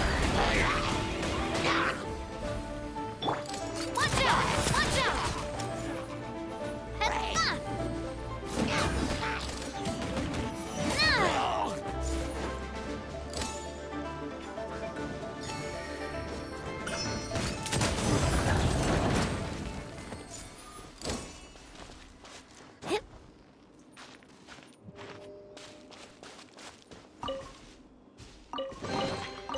I'm loving this treasure hunt.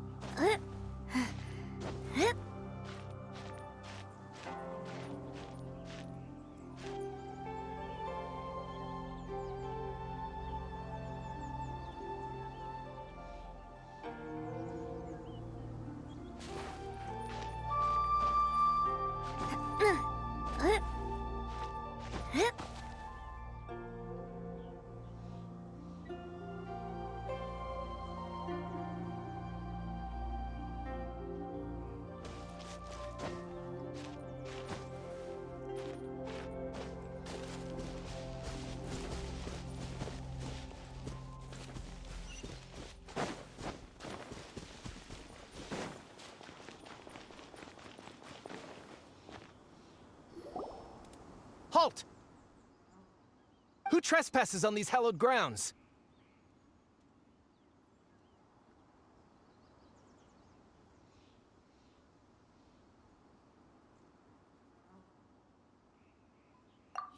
exactly? What are you talking about? We're invited guests. What makes you think you can treat us like this? No. Wait. Maybe this was Ningguang's plan all along. She pretended to invite us to the Jade Chamber, but set up a Millilith ambush here to arrest us.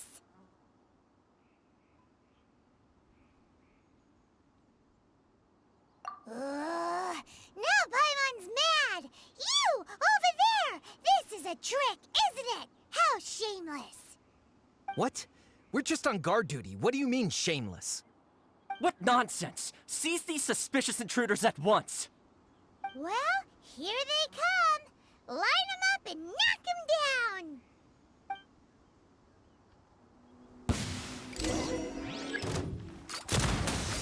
Hey there! Time to clean up! Tactical retreat!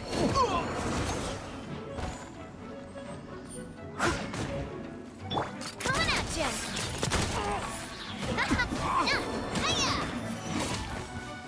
Who goes there? Take the target alive! Send up! From the Spina with love!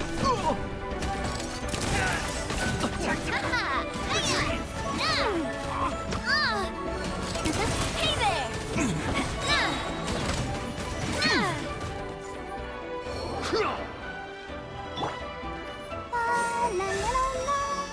Let's dance! Oh. Yeah. Huh. Huh. Yeah. Yeah. Yeah. Hi. Huh. Hi. Huh. Huh. Oh. Huh. Hi. Yeah. I must leave no stone unturned. Yeah. Attack! As a good knight should.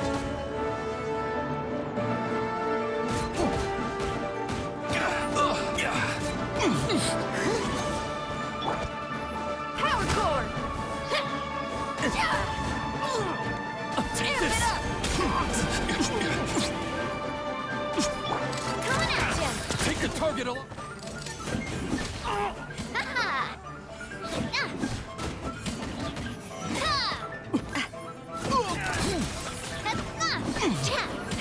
Bastard! Stop! What's all this about? Lady Kuching, these two strange people suddenly appeared. They seem to have designs on the Guizhong Ballista. Who are you calling strange?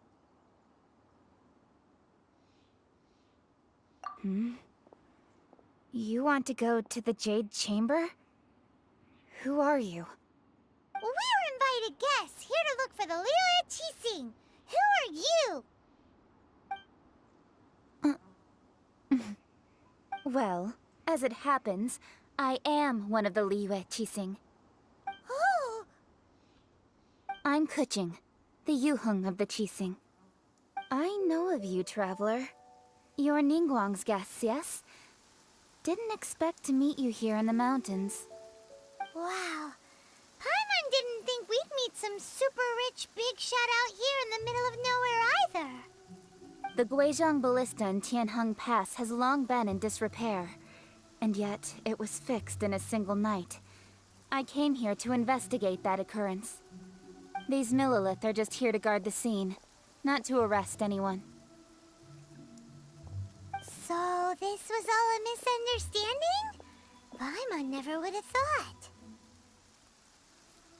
Anyway, for a mortal to be able to repair an Adepti mechanism is quite the mystery, even to the Qixing. That was...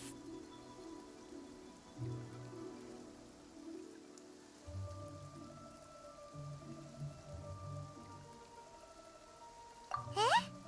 Oh, right. So, Lady Yuheng, might you have any idea why Lady Tianquan invited us to go to the Jade Chamber? Just call me Kuching. I'd say that Ningguang's purpose is to request that the savior of Mondstadt take a more neutral stance. Or at least, to not wholly side with the Adepti. We're not taking sides. We spoke with the Adepti. They want to protect Liyue as well. When you say protect, you're referring to their sanctimonious arrogance, aren't you? Huh? You are mortals, and thus under their protection. There was no way they would have regarded you as someone with the ability to assassinate a god. Naturally, they would also regard Ningguang's locking down the area, questioning the citizenry, and pursuit of the assassin to be pointless work. Perhaps they even wonder if there might be a cover-up. I'll say it like it is. They're underestimating us. Well, you've got a point there. Still, this is the first time Paimon's seen a person from Liyue who doesn't respect the gods or the Adepti. Should I respect the shallow sense of time and condescension to mortals that has caused them to delay in moving against us, Qixing? Forget it. I shouldn't speak of them this way. This skepticism is mine alone, and Ningguang does not share it. Either way, I will admit that the actions of the Adepti this time were quite restrained. Rex Lapis's death is indeed an extraordinary circumstance. But to think that they would call for a council of Adepti rather than come down here directly. How surprisingly civilized of them.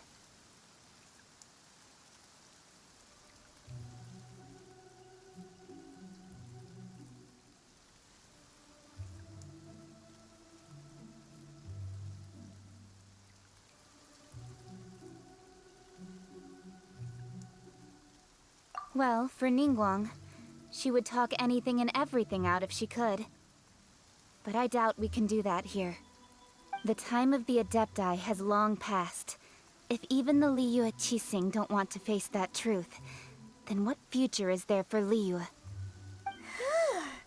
Another super bold statement. I'll stop here. Honestly, I hadn't intended to say so much.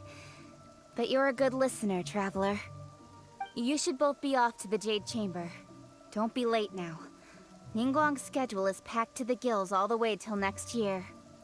The cream of Liyue's mercantile crop all see ascending to the Jade Chamber as the greatest honor. Each brings rich gifts as they visit, all to curry a little favor with Ningguang. Favor?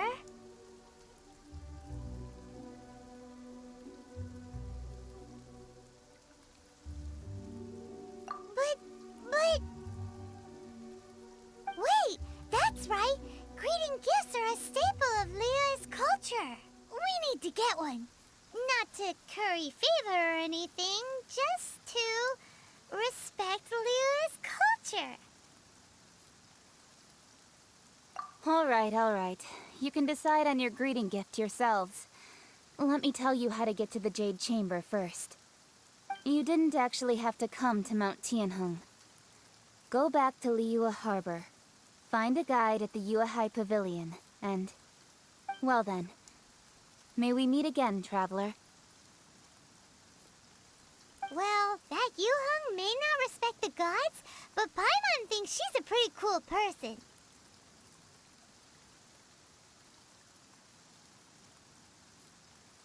So, what should we give to Ningguang when we see her?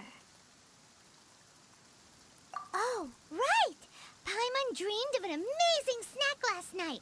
Sugar-frosted slime! Paimon has a feeling that it would be perfect for a super rich person like Ningguang. Why don't we go with that for a gift?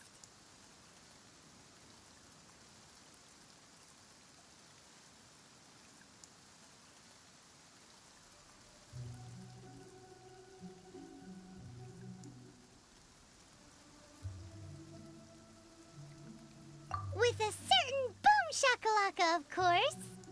Let's go gather ingredients. Time waits for no one, and neither will our riches.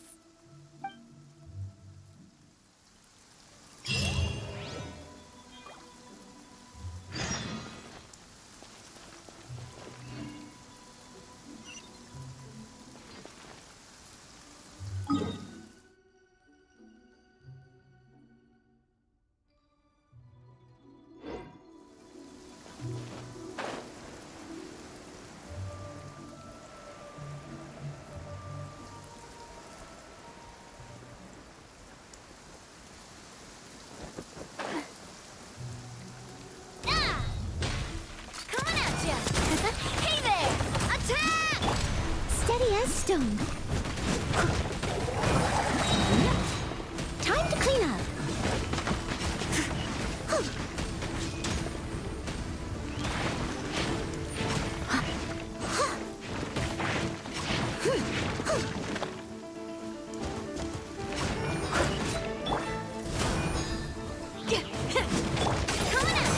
Coming at ya!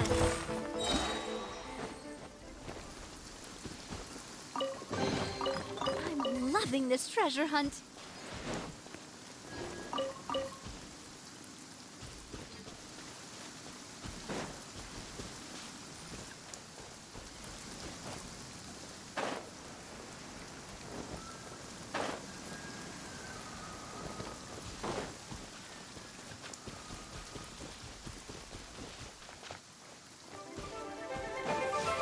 What's coming at ya?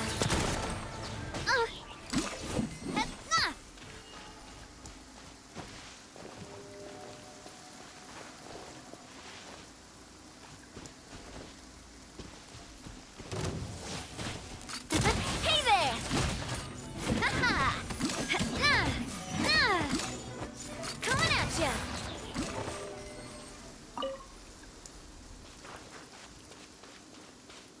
Ooh, look at that slime. It looks crystal clear and very delicious. That's the one.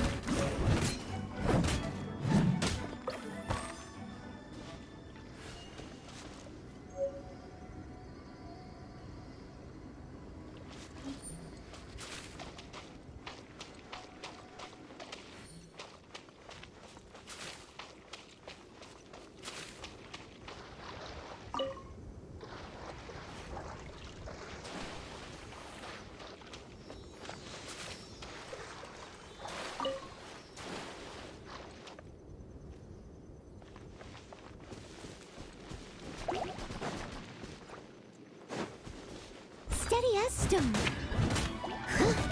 Yeah.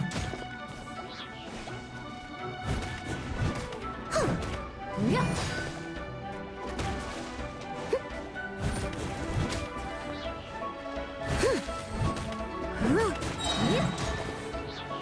As a dutiful maid would.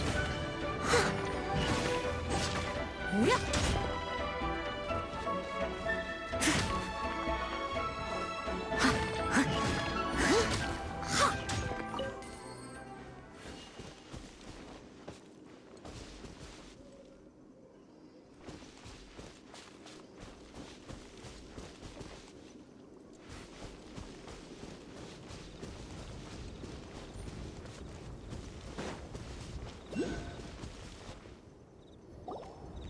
Huh?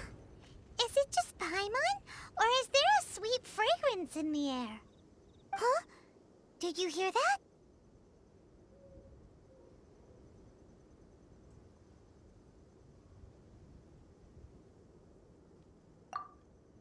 It seemed like it came from those ruins over there.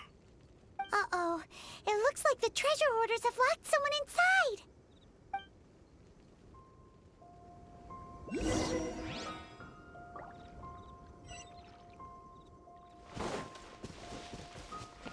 Leave it all to me. Shreds it! A proper send-off from the Spina with love. Coming at ya!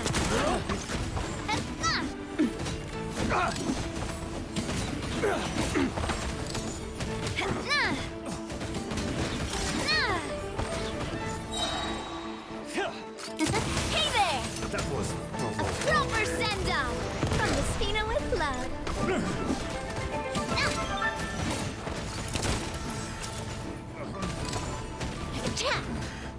a hunter becomes a hunted.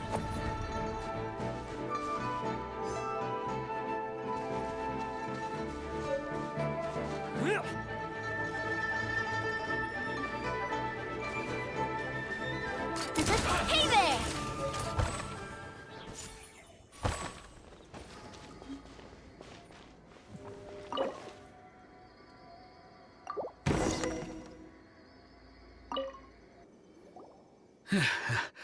Thank you for your help. kind travelers. If you hadn't come to my aid, I surely would have rotted in this cell. Those treasure hoarders. When their mood was good, they'd rearrange those pots of sweet flowers. When they were in a bad mood, they'd rearrange my face. Aw, it was nothing. No need to thank us all at once or anything. I understand. Don't worry. I will compensate you both. Don't say that. I only escaped this predicament because of you. I'm Meng Dan, a supplier for Mingxing jewelry in Liyue Harbor. I often walk around these mountains in search of antiques. I never expected that those treasure hoarders would have their eyes on the same ruins that I had. Before I knew it, they'd caught and imprisoned me. Is there anything that you lack? Antiques, treasure, various knickknacks, you name it. Well, as long as you want what I have to offer, of course. Wait a moment. Actually, we are looking for something. Oh? And what might that be? Do you have a box that can store presents? We'd like a pretty one. The kind that you can use to store snacks. Of course we do. How can one sell antiques without gift boxes? At Mingxing Jewelry, we have the best gift wrapping service in the 7 nations.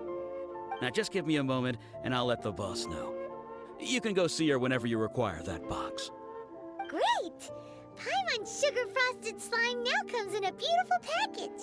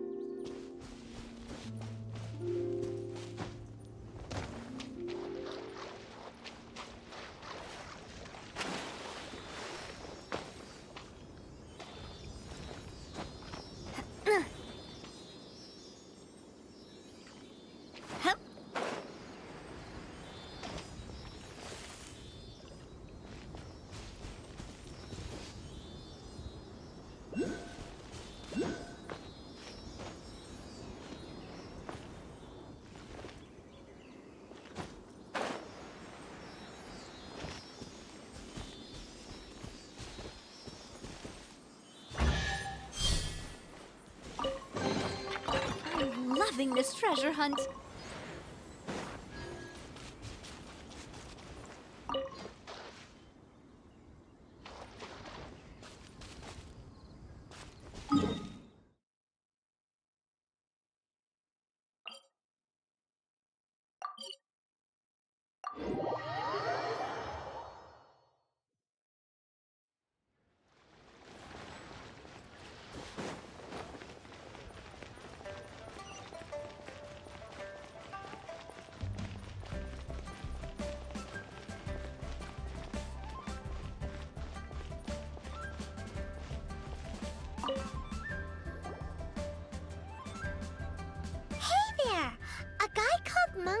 Told us that we could get a nice and shiny box from your store. Uncle Meng already told me about it. Thank you both for saving him. Many of the best goods in our store were found by Uncle Meng. If anything were to happen to him, it would be impossible for us to continue doing business. Here, this container is itself an antique, with at least 140 years of history. It's already been cleaned. Will it do? Yep. It's great! Hang on a moment. Could we borrow one other thing? Sure. Please help yourselves. As long as it's on our shelves. Traveler, this clay pot looks really awesome. If we use an antique as our mixing bowl, we should be able to make a great snack. It's done! The one and only sugar-frosted slime! Carefully now.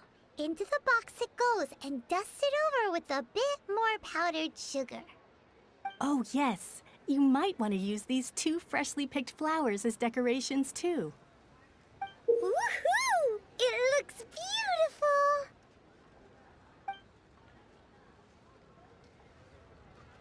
Great! Now that we've put all that we've got into this box, let's go to the Jade Chamber to see Ningguang.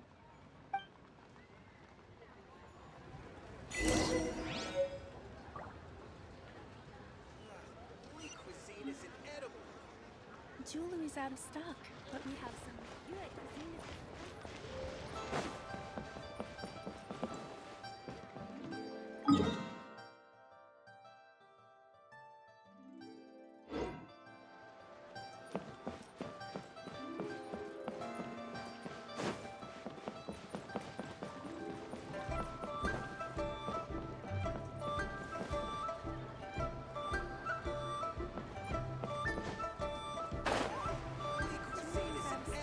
But we have some new items in.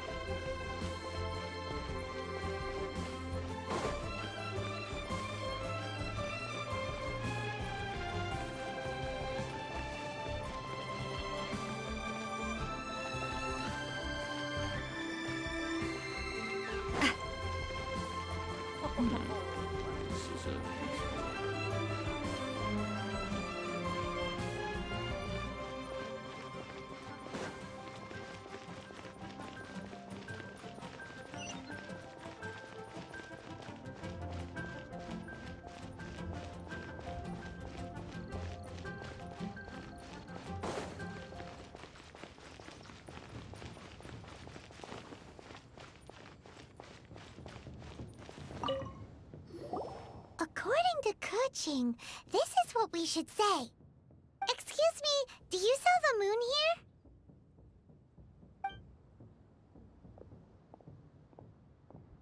Yes. How many would you like? It's not convenient to speak of numbers here. Ah, well said. Please, use this to ascend to the chamber. Yes, speaking of which, are you two the guests that Lady Ningguang has arranged to meet with today? Yep. And yet the code they used was not the one for guests, but for the Yuheng. What's going on here?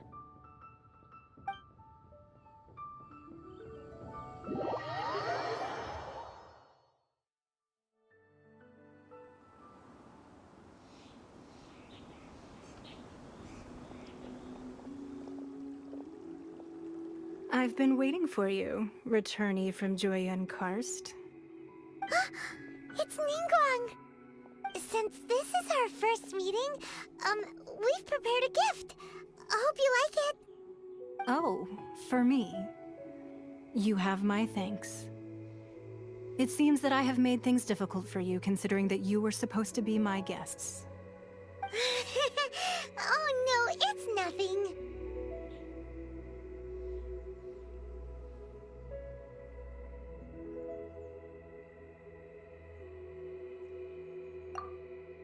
This palace floats in the skies, higher than the peak of any mountain. From this vantage point, one may survey all of Liyue. I have been gathering the funds necessary to build it from the time I began learning the merchant's craft. And since becoming the Tianquan, I have spared no effort in hiring the best craftsmen to constantly extend it. At first, it was but the size of one room. Now, it is large enough to blot out the moon in the skies above Liyue. One day, I believe it will overshadow all 7 nations. Not many from outside Liyue earn the right to ascend to the Jade Chamber. But I have been in correspondence with the acting Grand Master of the Knights of Favonius, who spoke highly of you. As such, I have been putting eyes and ears out ever since you reached Liyue. What? And I finally got wind of your movements when you were on the way to Wangshu Inn. Wait! Was Vergoldet one of your people? Just Vergoldet? No. Everyone at Wangshu Inn is one of ours.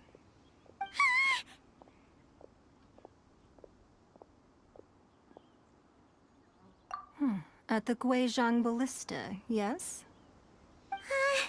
You weren't peeking on us from the skies the whole time, were you? I fear that peeking would have been a little difficult from this altitude. Our eyes and ears are more than sufficient. You two are very interesting people, after all.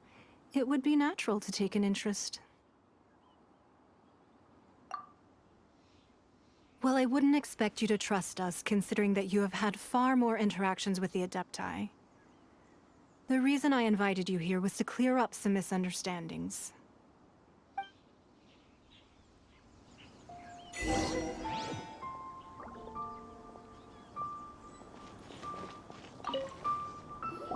I believe that you've heard of the Archon War.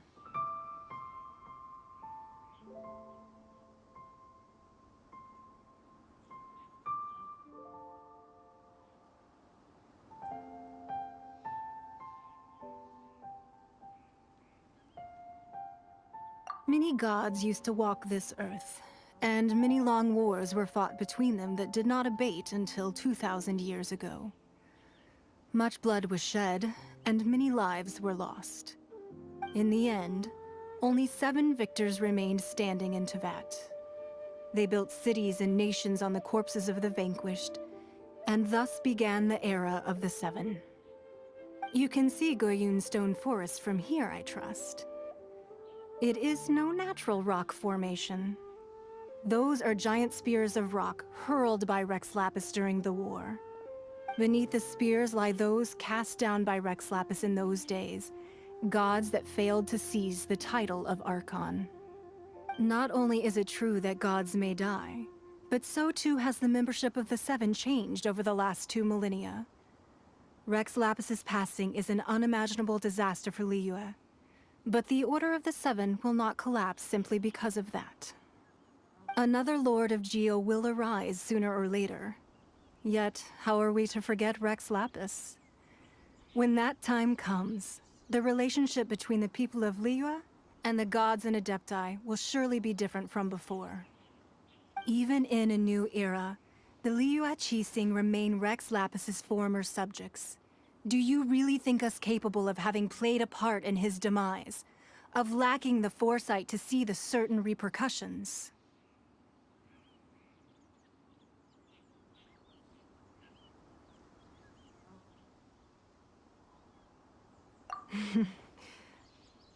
That day at Yujing Terrace, it was also very sudden. Even I was caught completely off guard. You were there, you no doubt saw. But our enemy has long lain hidden within the harbor. If we do not act against them now, they will surely gain the upper hand. Hiding the Exuvio was a necessary maneuver to take the initiative back, to play the spider while our foes scurry about. Who's this enemy you're talking about? What do you think, traveler?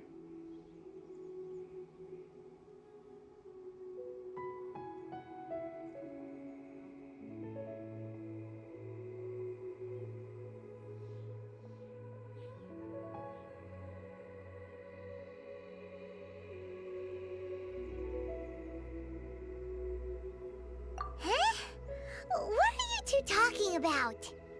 Well answered.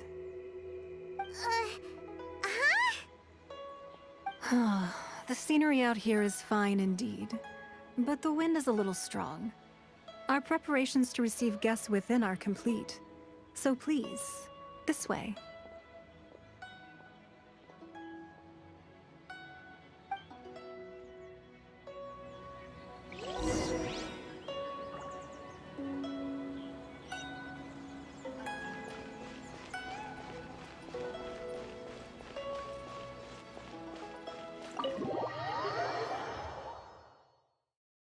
Wowee! What a huge hall! Paimon's never seen such a fancy place before.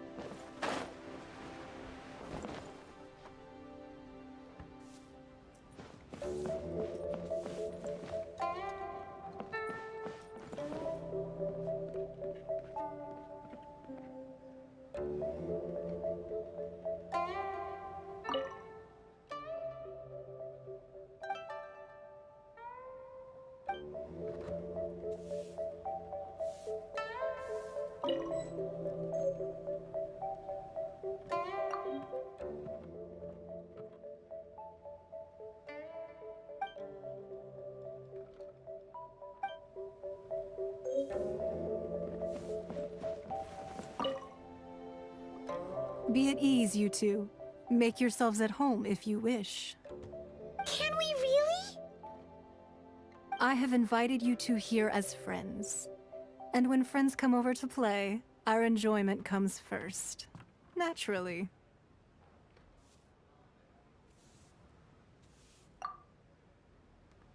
Ooh! Isn't this that legendary wall? Why, you've kept your ear to the ground, I see. That's because even the storytellers are talking about it. Everyone's after a piece of paper from that wall. It's super famous. That's because that wall records Leo's secrets. Merchants have always been attracted to secrets. But the secrets of the mercantile world are of no interest to you, are they, traveler? You're rather special, really, and I think you're quite aware of that. If possible, I'd like to have your trust. But if you were to choose the more trustworthy person between myself and Kuching...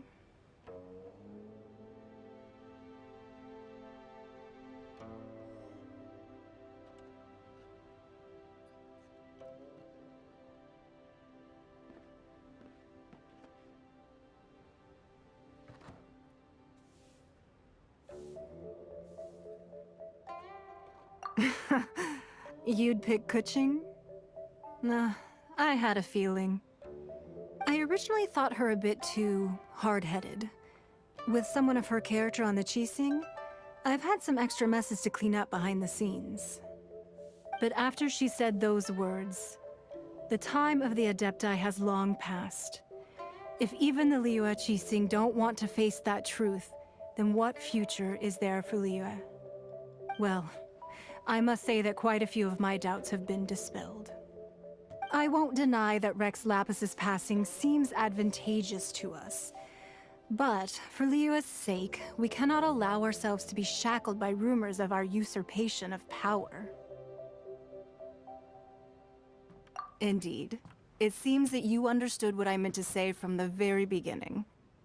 I called for the gag order and for the Exuvia to be hidden to temporarily stabilize the situation, and also to prevent something similar to the incident in Mondstadt.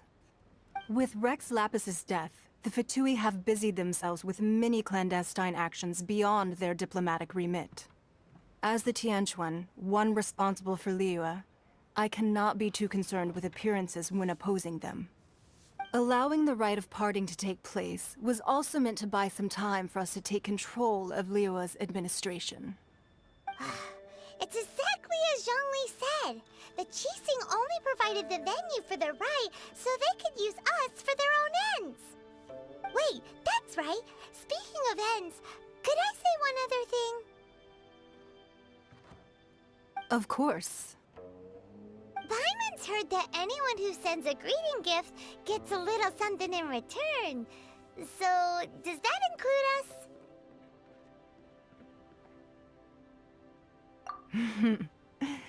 It's all right. I like direct people. Well, we have made quite a bit of trouble for you recently. How about this? You can pick any one object here as you please, and you may take it with you. Yay! Paimon was just waiting for you to say that! Let's see, what should we get? One of the sheets on that wall!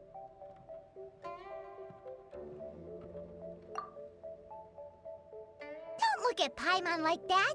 One of these sheets of paper will sell for crazy prices, even if it's only as large as Paimon's fingernail. Just imagine how much more a whole untorn sheet would sell for. Let's grab one! The biggest one!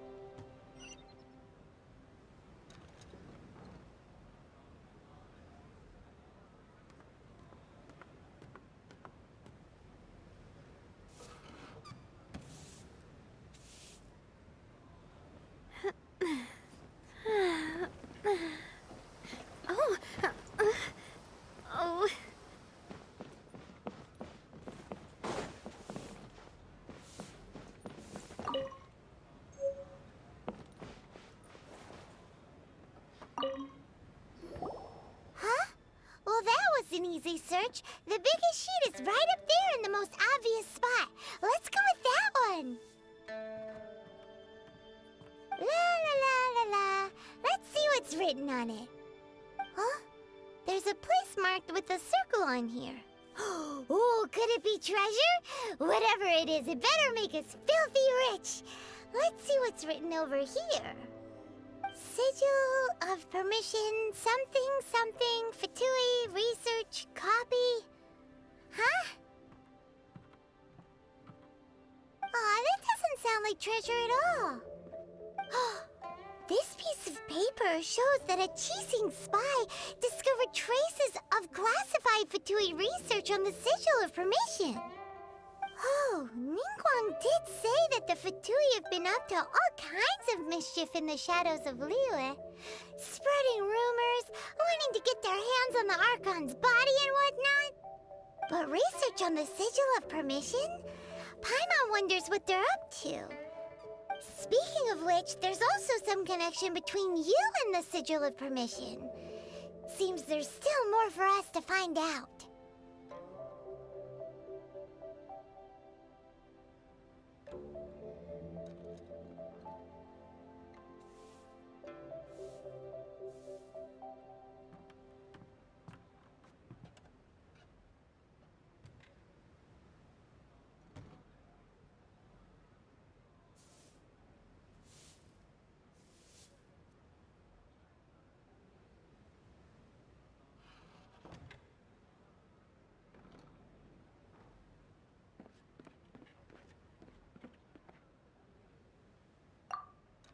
Oh, you really think so? Well, should we not go then?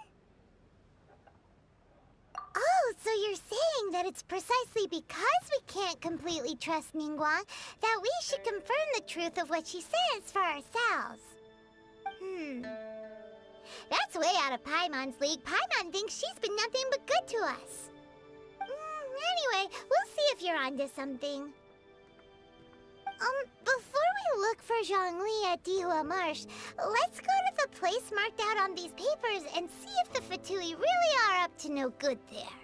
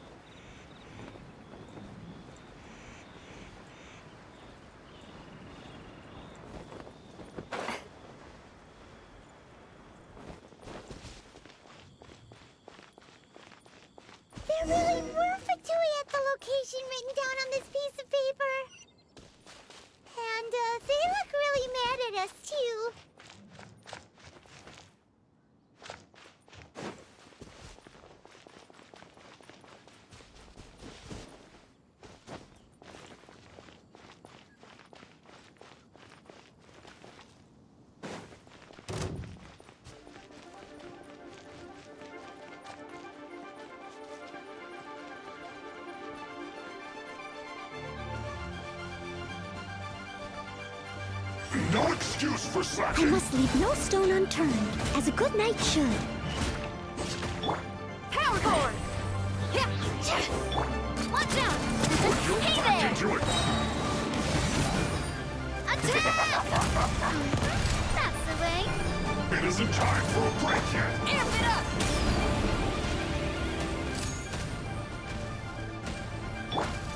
Not breaking a sweat. Coming at ya!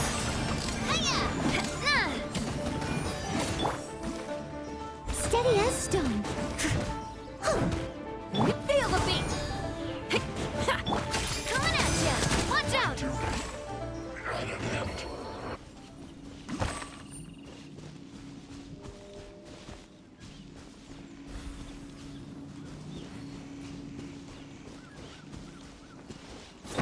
Watch out! Hey there!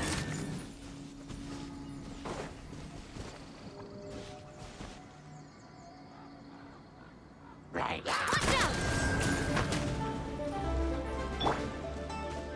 I must leave no stone unturned.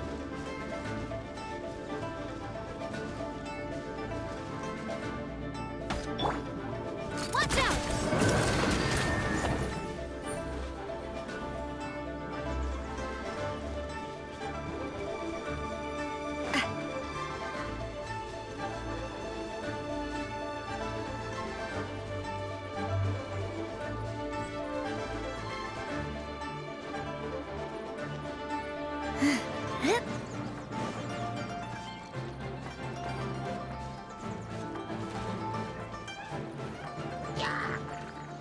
Coming at ya! Oh! Ah! Ah!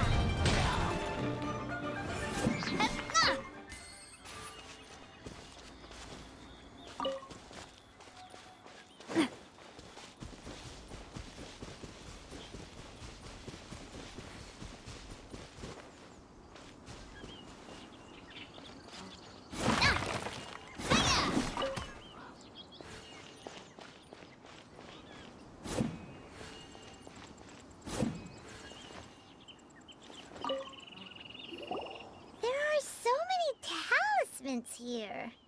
And some stacks of blank paper, too. What are they for?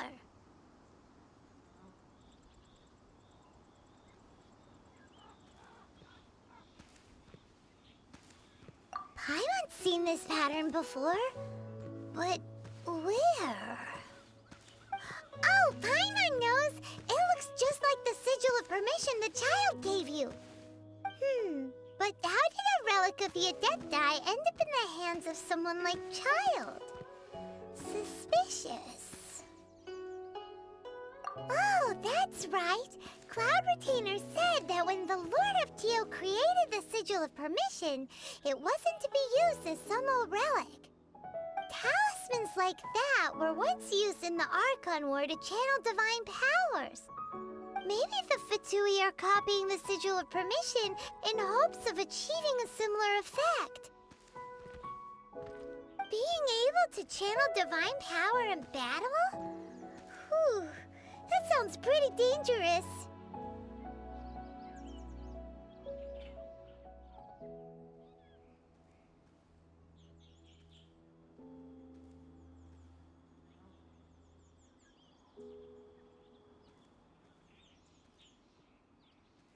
And the plot thickens.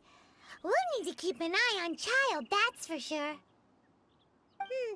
Alright, that's enough sticking around here. We gotta go meet up with Zhang Li soon.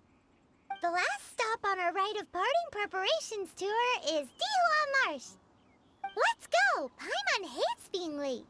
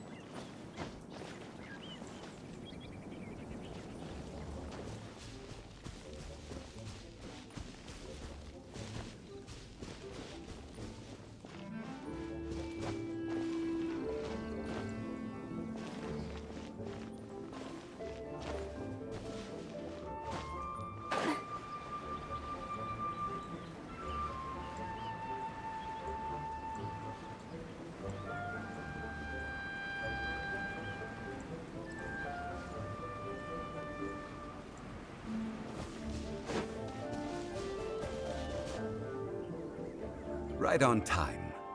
I myself only arrived moments ago. Did you enjoy your visit to the Jade Chamber? It was so big and pretty and expensive. Paimon's never seen such a fancy schmancy place before. Indeed. It's second to none in all of Liyue. Then you met with Ningguang, I trust? What did you talk about with her?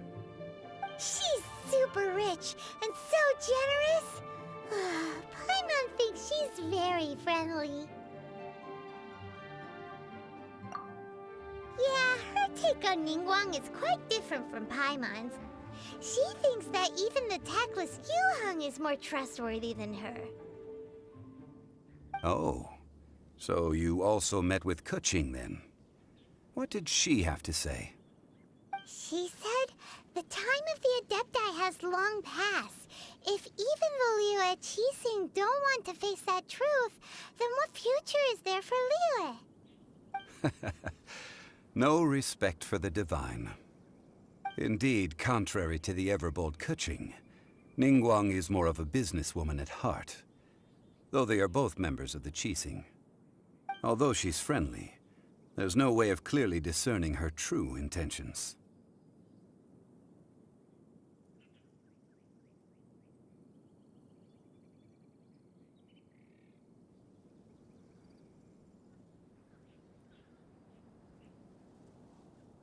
Yes, she has only relied on herself to rise to her current position.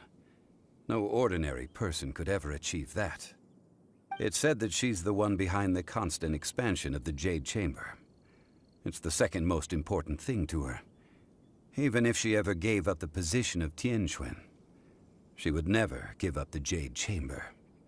The Jade Chamber is only second. What's the most important thing to her then? Why, Mora, of course.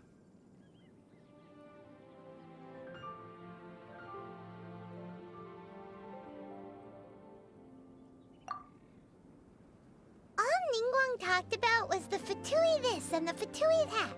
She said that after Rex Lapis was murdered, the Fatui have constantly been trying to sink their fingers into Liyue, and that they aren't to be trusted. That is how the Fatui have always been. It doesn't surprise me in the least.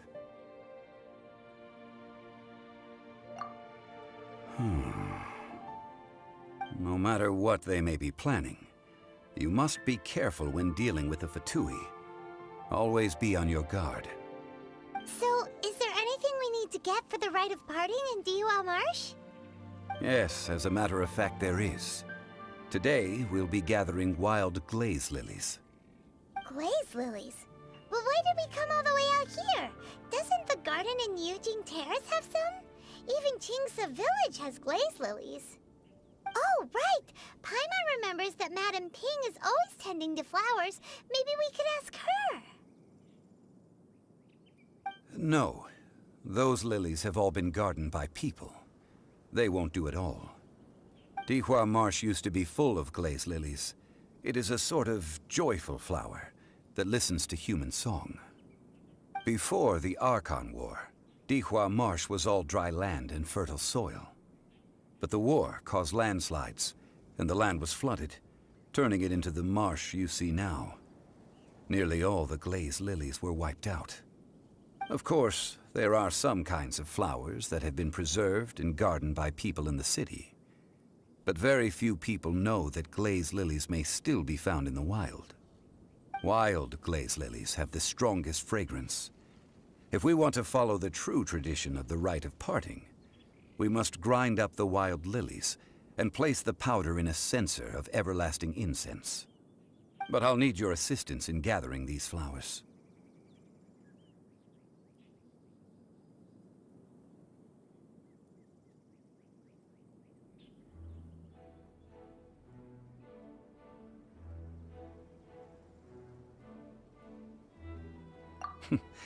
That's correct.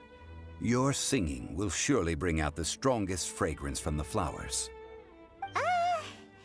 So how good is your singing?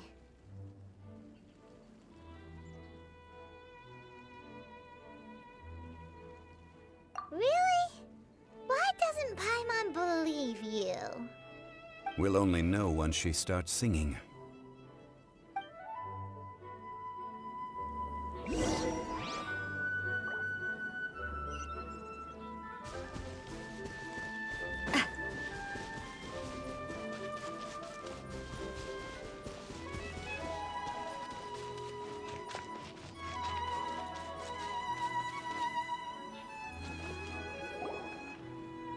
It's time to sing, whenever you're ready. Da da da da da da da da da da da. What happened? These flowers are jumping. They look really angry. Is it because you sang a song for Mondstadt that they don't understand here in Liyue?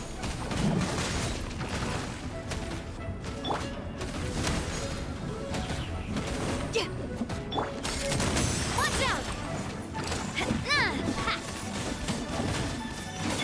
As a dutiful maid would.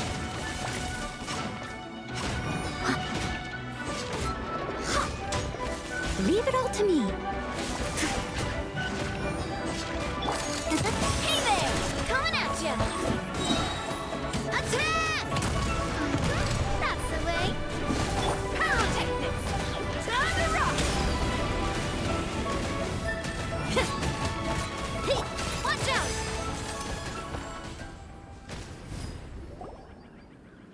Those weren't glaze lilies. Glaze lilies wouldn't hit people. This little monster is known as a whopper flower.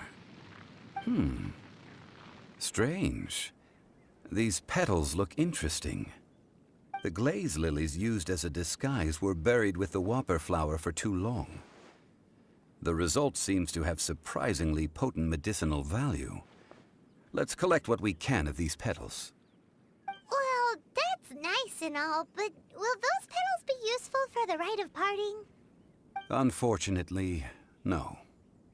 That's so lame. Excuse me. Are you searching for glaze lilies? Oh, hey! It's... What's-her-face? Paimon can't remember.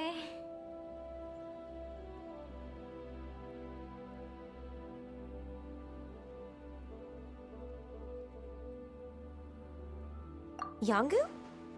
Who's that? You've completely forgotten my name, haven't you? Ah, that reminds me. How was your visit to the Jade Chamber? Well, it sure would have been better if you told us how to get up there. Didn't I tell you the way? Surely I did. Nope, we found the way on our own.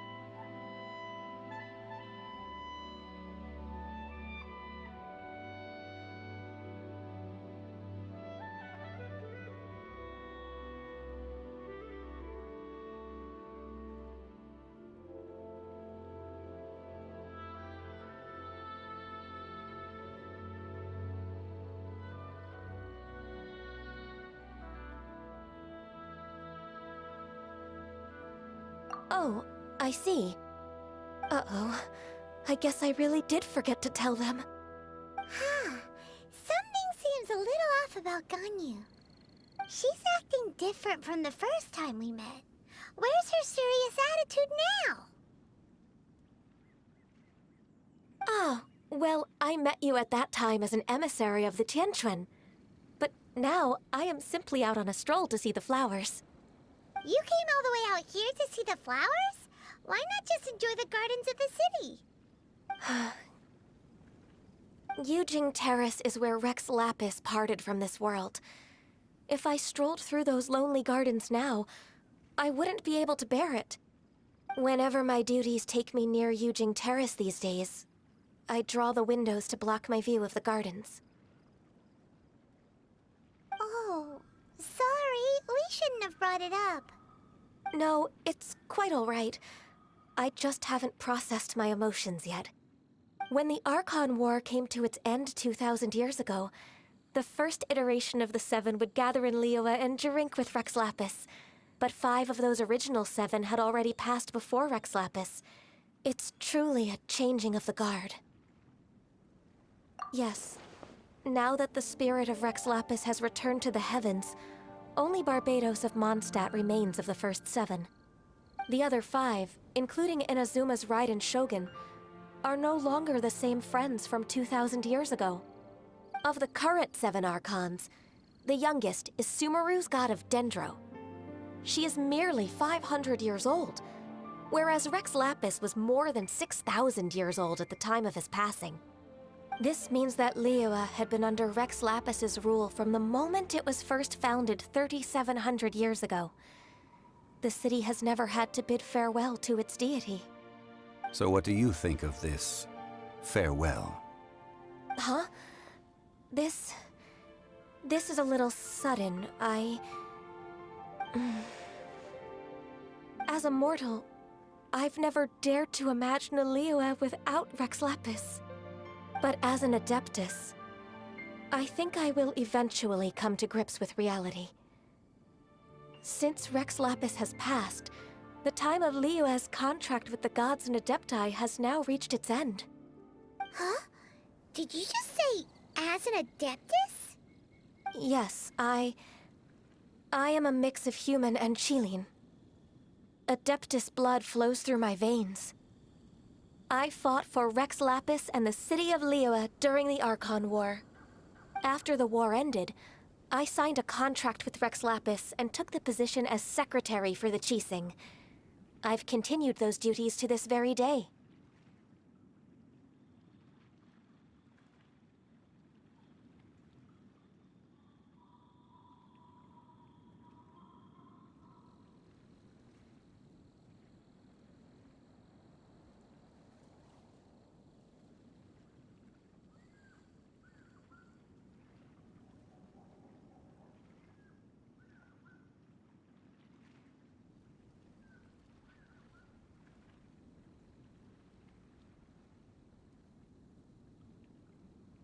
Well, let's save that conversation for another day. You say that you are here looking for glaze lilies? I also know where wild glaze lilies can be found. See, I've just picked one myself. Here, you may have it if you wish. We dare not refuse it. Oh, so did you sing a song before you picked the lily? Indeed, I did. I know this tradition well. In fact, I sang a local Liyue ballad to it. Wow, so you really know your stuff, too. Thanks, Gunyu. No, it is you who I should be thanking. If not for this chance meeting, I never thought that I would be able to contribute to the upcoming farewell for our ancient lord. If you would excuse me, I should return to my work now. Good luck. And that just about does it. Our preparations for the rite of parting are mostly finished. Given the ease of picking glaze lilies, I think this was a fitting end to our tasks, in more ways than one. Yeah, Paimon can already imagine him starting a business in Liyue. I've had enough ventures in my life already. Beginning a new undertaking is always difficult at first, and requires no small amount of effort. And once business is at full steam, the stress of it all only wears away at you over time. So you must be careful to take the time to step back and re-examine yourself. If left unchecked, the wear and tear on your heart may go well past mending. Wow. See? Zhongli sounds like he's already seen it all. Alright, I think it's about time we head back to Liyue Harbor now.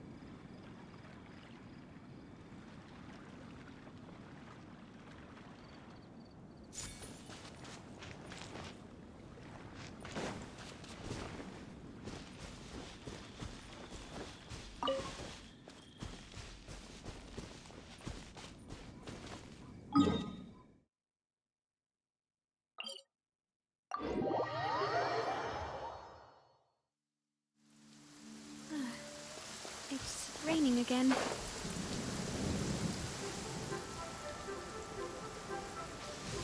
Ah! Oh, I should have covered my ears when I saw the flash.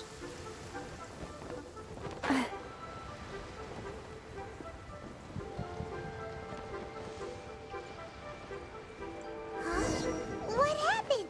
The city gate is swarming with Millilith and... Ah, you're the consultant to Wangsheng Funeral Parlor. Mr. Zhongli, I presume. The Millilith are watching our every move now. These are desperate times. We mustn't act rashly. Desperate times? The Adepti of Joyun Karst are finally on the move. Do they intend to exercise force? Most likely. I've heard that some members of the Qixing have already gone to meet them. Well, I say meet, but it's more like they're attempting to stall the Adepti outside the city. However, both sides were quite obstinate and hit an impasse.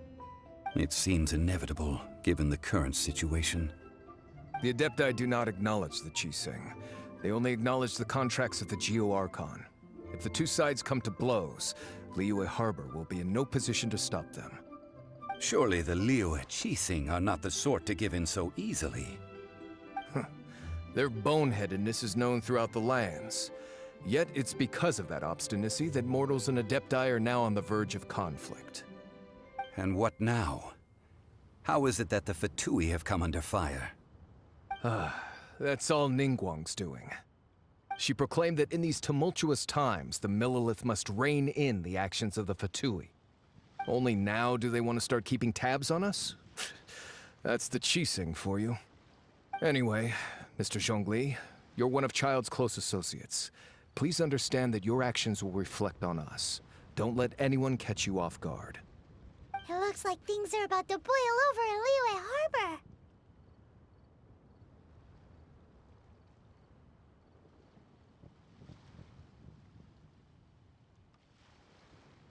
Do you intend to use your neutral identity as an intermediary between both sides?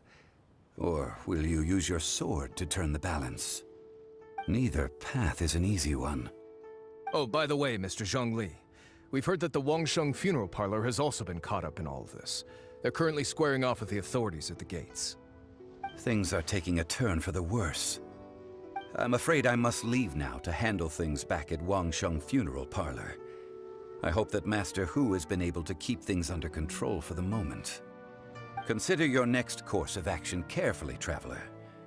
If you're trying to prevent an explosion, it may be wisest to look for the fuse first. Having connections with the Fatui seems to be quite the double-edged sword. So what does Zhongli mean by looking for the fuse?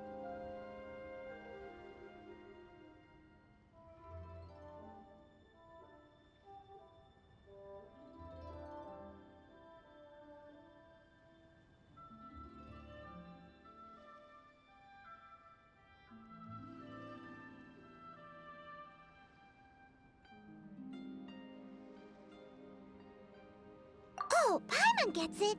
If there's anyone that wants to see the whole city turned upside down, it's definitely him. He must be waiting for the moment when no one is watching to do something really bad. But where could we find him now? Where would he go at a time like this?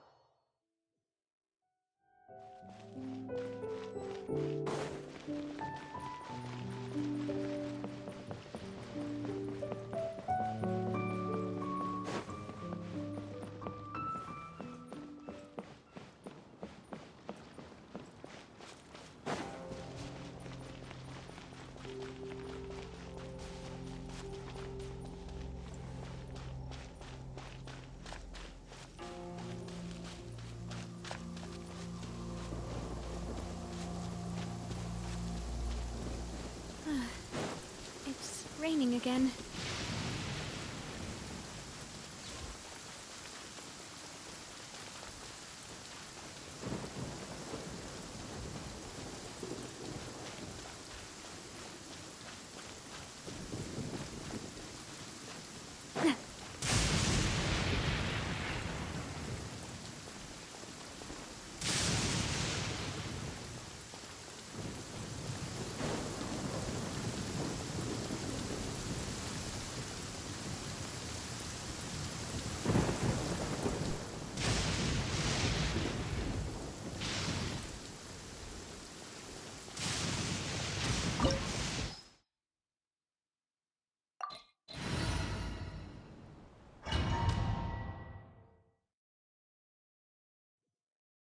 Wow!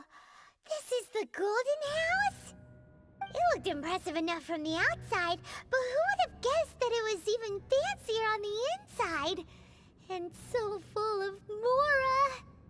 This is where all of Teyvat's Mora is minted, right?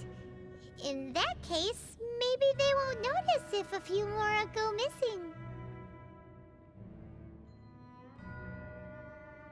Oh, so it's a trap! Tricky, tricky. Good thing Paimon's got you here. But even if we can't take any, we can still have a closer look, right? Or better yet, take a nap on top of a mountain of Mora. It's like a dream come true.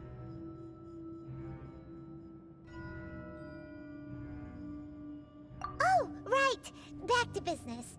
It's quiet. Too quiet. Surely someone's gotta be guarding something as important as the Exuvia. Huh? Look! What happened here?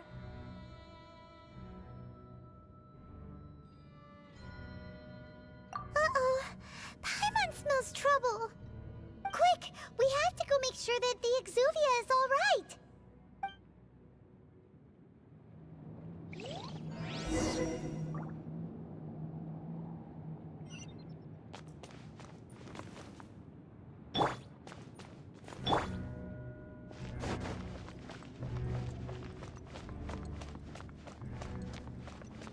I'll catch up.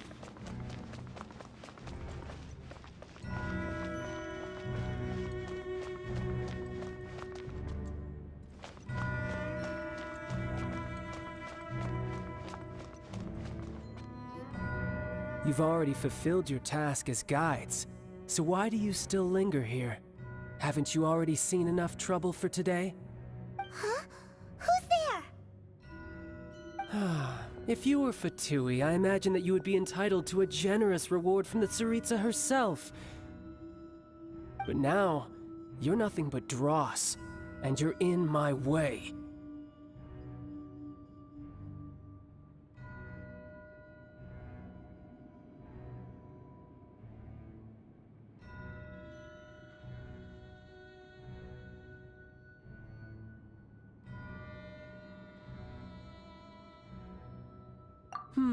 Where should I start?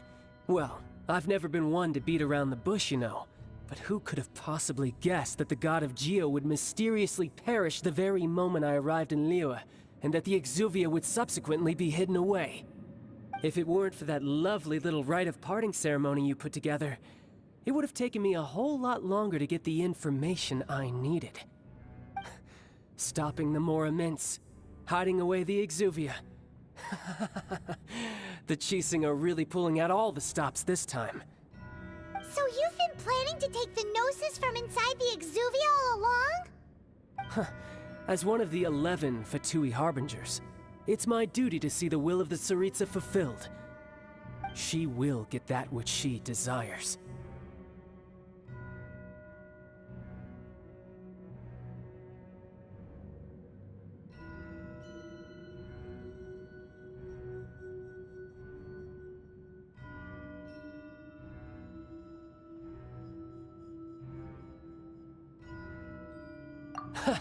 I'm not asking for your blessing, and there's nothing you can do to stop me anyway. The time for discussion and diplomacy has already passed. I mean, if it were up to me, I would have skipped that stage to begin with. But I'm willing to do as the Tsaritsa deems fit. Either way, we now come to my favorite part. A simple pleasure, and one that I am oh so delighted to be sharing with you. The battle. Battle? So you're the type that goes looking for trouble, huh? You could say that. When Signora offended the deities outside the cathedral in Mondstadt, she swiftly left the scene once her mission was accomplished. Instead of confronting you directly, she chose to rely on the snow and ice to make her escape. She wouldn't want the knights to come running towards the sound of battle now, would she?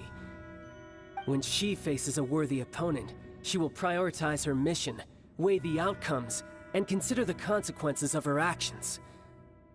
But as for me, the greatest pleasure of being a harbinger lies in crossing blades with strong opponents. We won't let what happened in Mondstadt ever happen again! Oh, so you intend to fight me? Good. I won't kill you, Traveler. I'll just play along, to feel the thrill of battle. Besides, you could never defeat me, not even in your wildest dreams. But hey, try to relish the fight anyway, because if you ask me, without that, what else is there?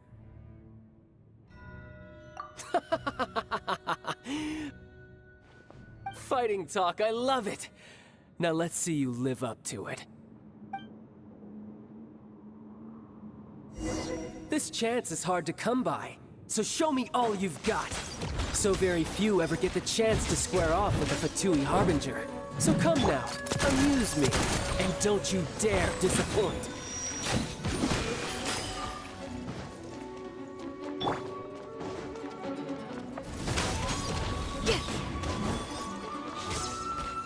A proper send-off! Hey there! Coming at How unbecoming. As a good night show. Passable effort. Try this. Hey there! You've made some progress. Guess I should take you more seriously. Haha, good. No wonder Signora was so wary of you. Well, that just means I can go all out. Brace yourself. This is about to get tough. Now, show me what you can do against the might of a Harbinger.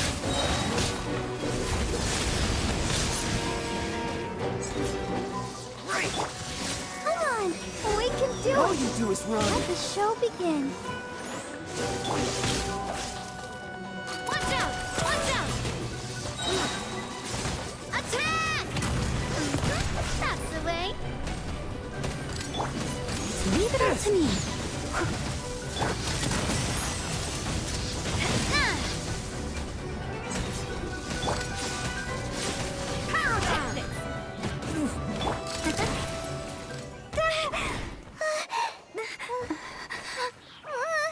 Not bad. Your swordsmanship is quite impressive. But that's about as far as you'll get.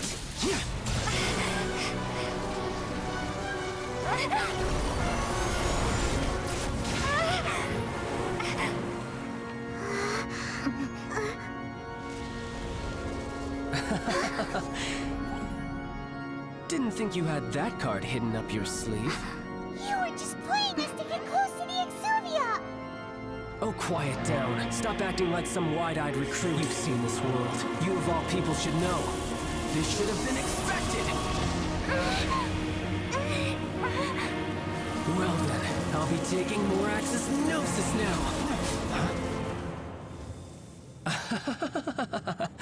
I see.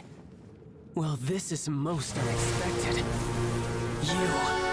You beat me to it, didn't you?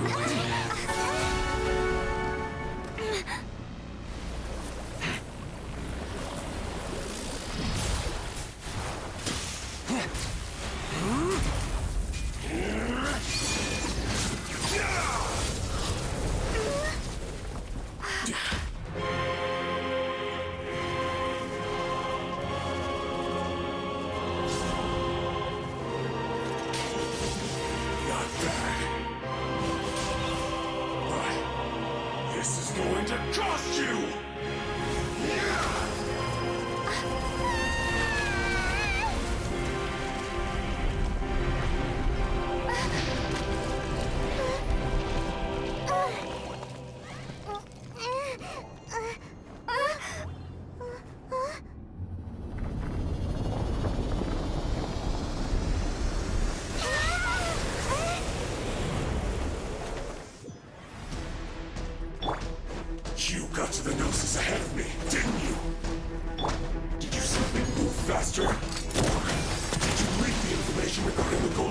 on purpose. Remember, hand the gnosis over, now. Don't make me take it from you. We didn't take it!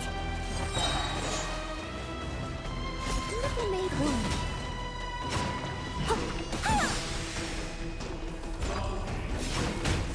A proper send-off! Something's coming at ya! Hey there! Cha!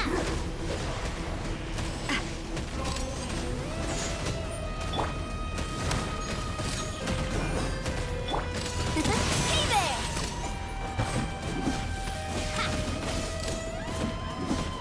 Hiya!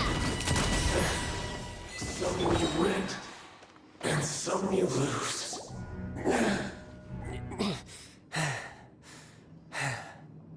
Look! Child's back to normal again! Well then, time to cool off. It seems the burden of the foul legacy transformation was too great for my body. I lacked the opportunity to think this through. And now that I consider the matter more carefully, you never had any chance of beating me to the Gnosis. You had no connection to the Gnosis, no matter where it had been taken. That's what we've been trying to tell you! We didn't take it! Your show of ability today far surpasses that of Signora's initial assessment of you in Mondstadt. Tell me, how could that be?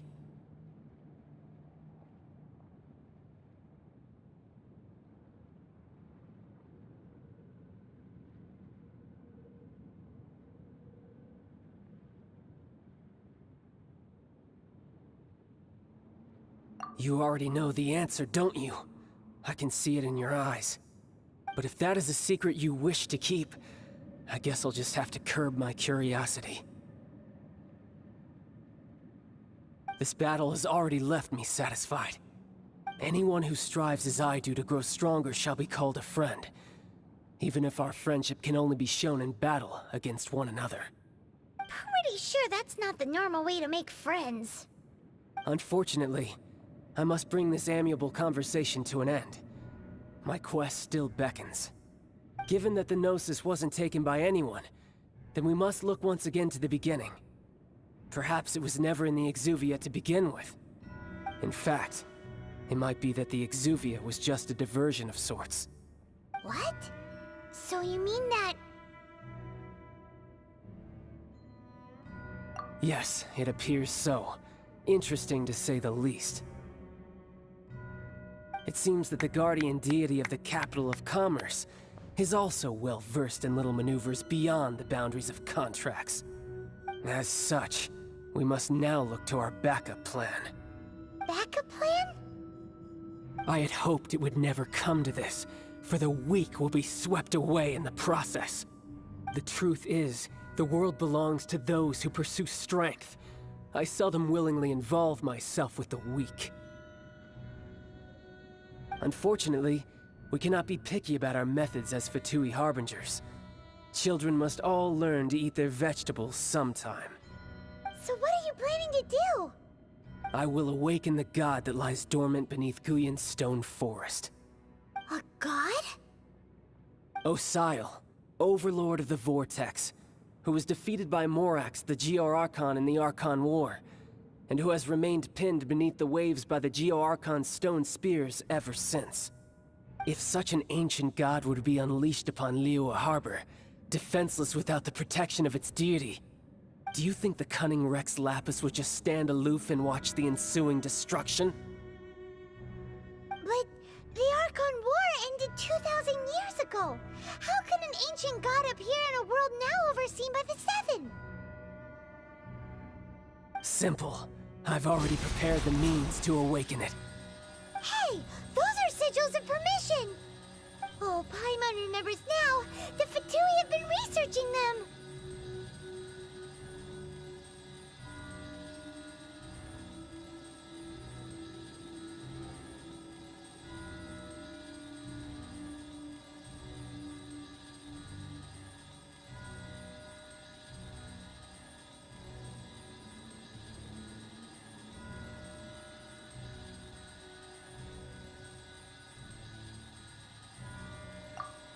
Indeed. The one that was given to you was just a byproduct of our research. With the power of so many sigils of permission concentrated in one place, along with that which was bestowed upon me as a harbinger by our Tsaritsa, breaking the subduing might of the Geo-Archon spears for a time should be no obstacle. Using the powers of ancient gods in such a situation fails to interest me, and is largely against my principles.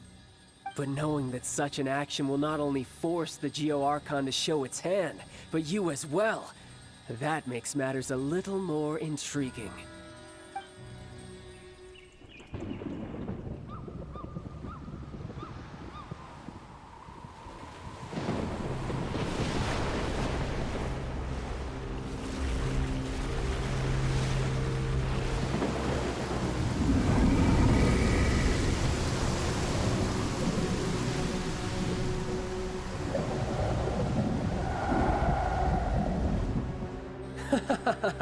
Let's see. Will the nation that has lost its deity be swallowed up by an ancient malice once more? If you wish to drown together with the people of Liyue, you're free to stay and enjoy the show. Huh? He's already gone. That guy is fast. What's going on?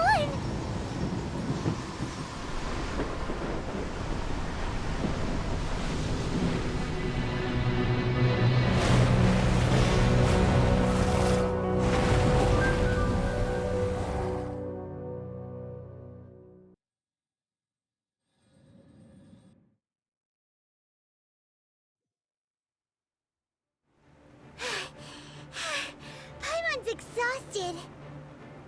If we hadn't happened to see the Jade Chamber flying over just as we came out of the Golden House, we really wouldn't have known which way to go. Do we make it in time? Is the Overlord of the Vortex still in the sea?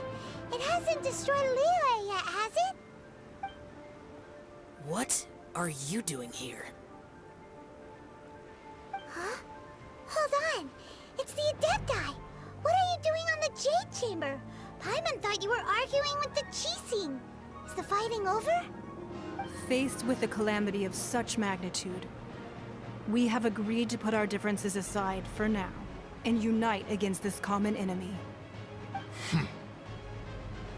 Oh, Paimon gets it. So how do you plan to defend Liyue?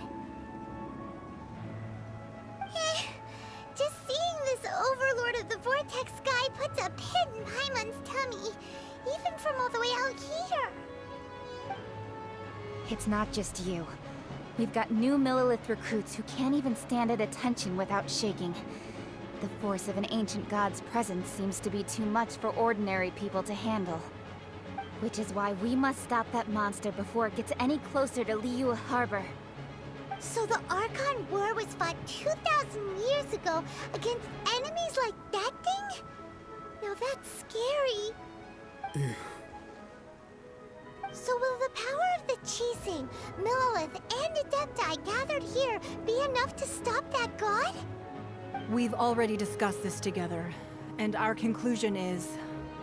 not necessarily. What? But all of you are supposed to be the guardians of Liyue. Can't you think of something? One certainly could.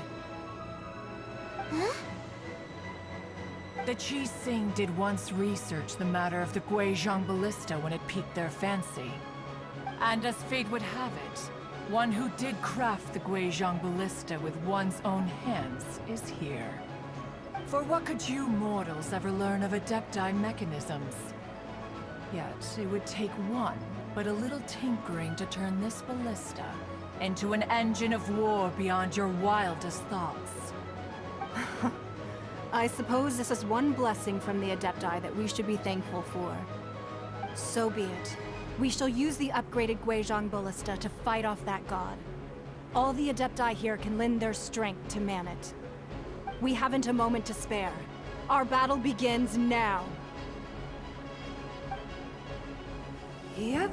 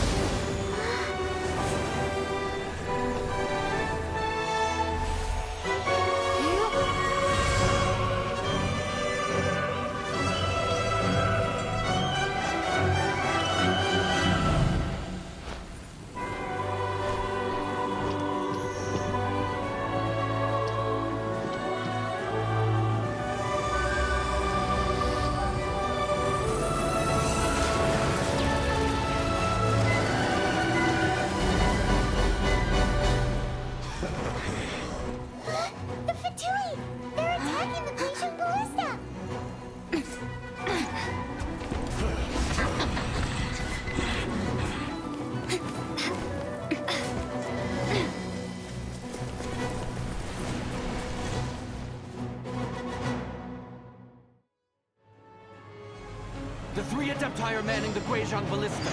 Do not let the Fatui disturb their work! All able Millilith, with me! Let's go help too! We Adepti have not faced a god in several millennia. Let one see what you're made of then. What strength remains within you? One wishes to witness. Hey there! Watch out! Fire! Well, with rocks. Ha! Watch out! Ha!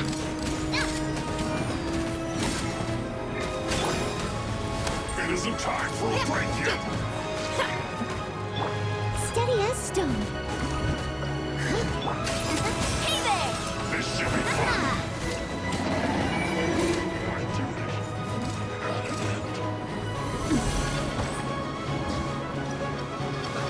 Let's move. Hey there!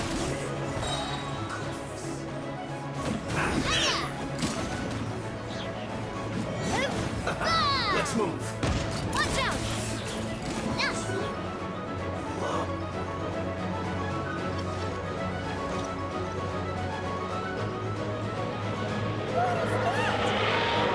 That is Osial's divine power. I am very familiar with it. Be careful not to get hit.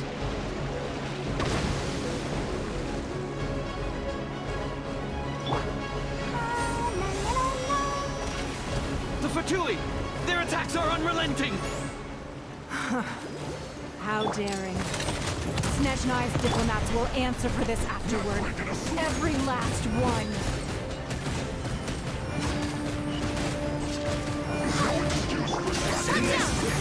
Hey there! Right there. I will bring you. The ancient god's attacking again! There are so many Fatui too! We can't look! This should be fun. Were you about to say we can't hold them, children? No slacking off. Don't lose heart. Here, take this. That's so energy! That light from your body, it's like the time between your cars! Wow! It's a Madam Pink shockwave! This granny's really strong! No excuse. Coming at ya! Fire! With rocks. Coming at ya! Just right.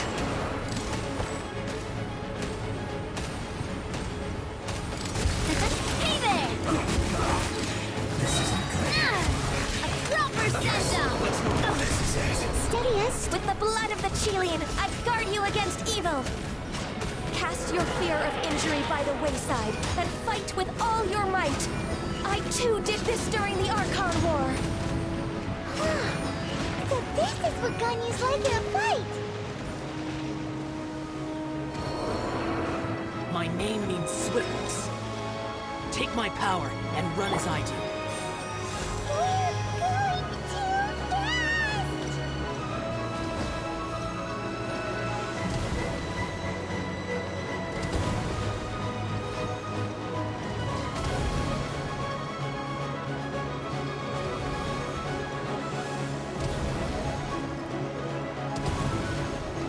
I'll protect us.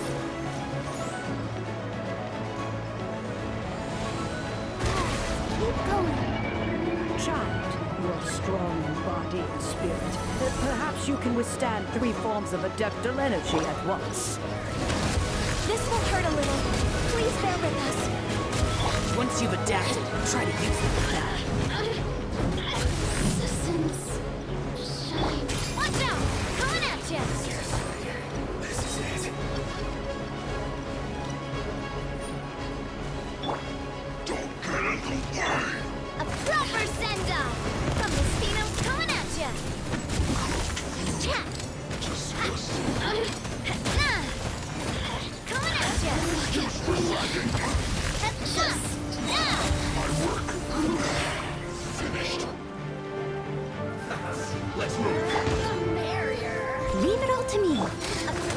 Zenda! Hey, exercise caution! I fear that the god's power has reached its peak! In other words, if we hold here, there's nothing worse to come, right? Watch out! Calculated. Let me amuse myself. Steady as stone. As a good night should. Someone needs... Yes. This is it.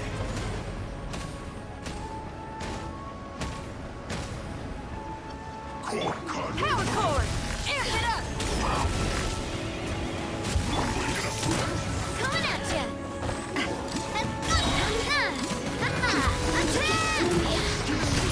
That's the way! Time to fulfill my duty. My duty.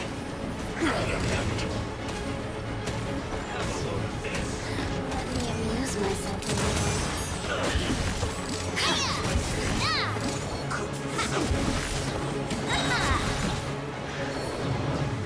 The Fatui's numbers are thinning! Fight on, comrades! Once we finish this lot off, the Adepti will be able to deal with the god in peace.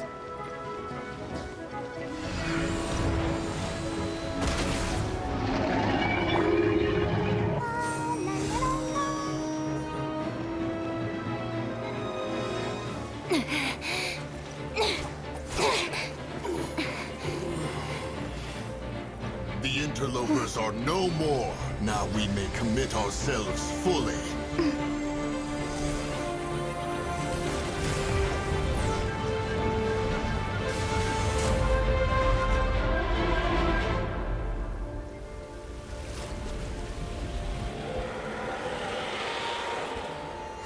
It's working! We just need to keep this up!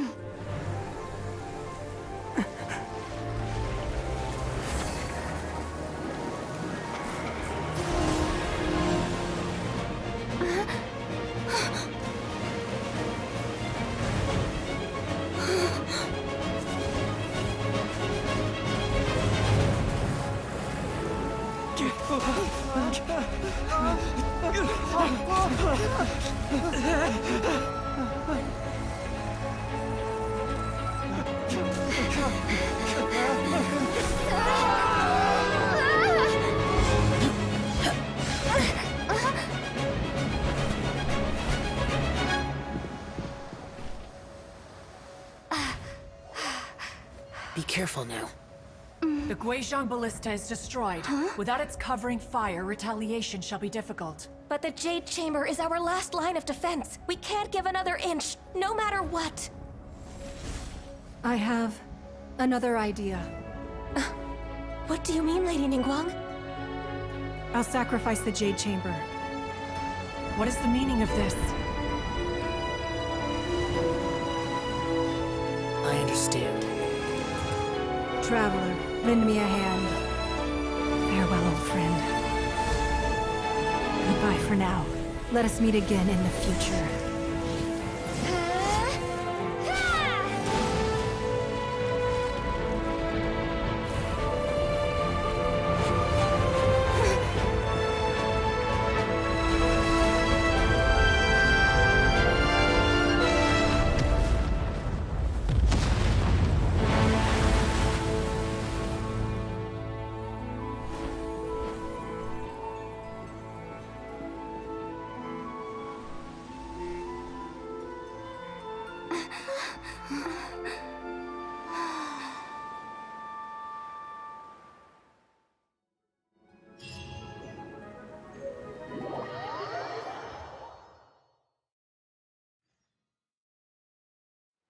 Is it finally over? The ominous aura of that monster has indeed begun to fade.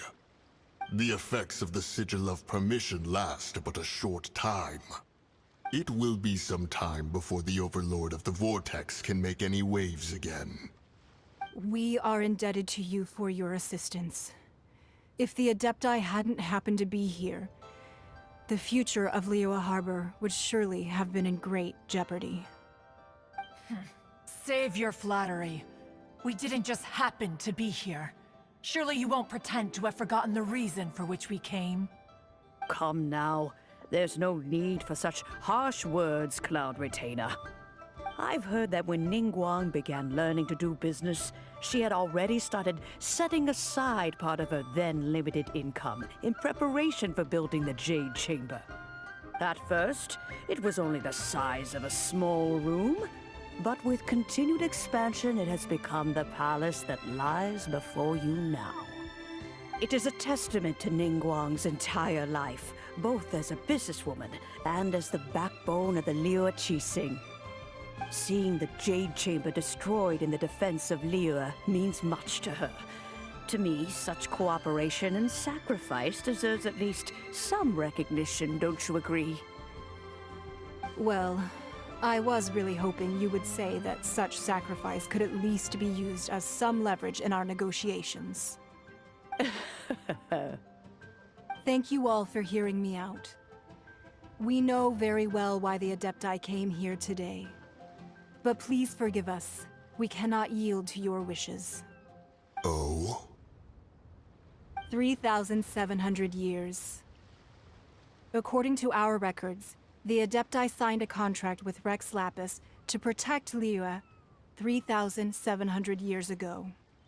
Even to this very day, Liyue and its lands have stood the test of time, immovable as stone, just as it was thousands of years before.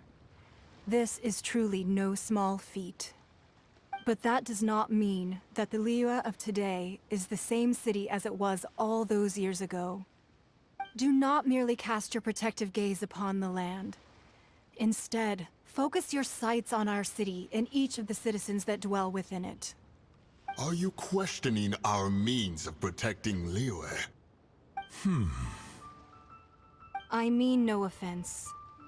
I simply hope that our Adepti forebears would see Liyue in a new light. Forebearers, you say? One doubts you would be fit to be part of such a lineage. This morning, Rex Lapis appeared to me in a dream. What? In the dream, I yearned to tell him that we Qixing, though mortal, are equally bound to the contract. Each passing generation of the Qixing leaves many things of value to be inherited by the next generation. I also thought to tell him how the past generations of Qixing had strove under his rule to survive in our mortal world, establishing a network of contracts which has since come to be known as trade. But I dared not speak. I could only gaze at him in silence until the moment I awoke. Oh, Ningguang.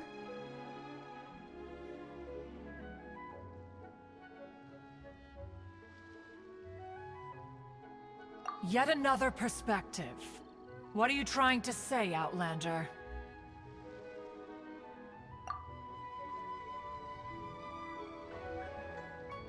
Right!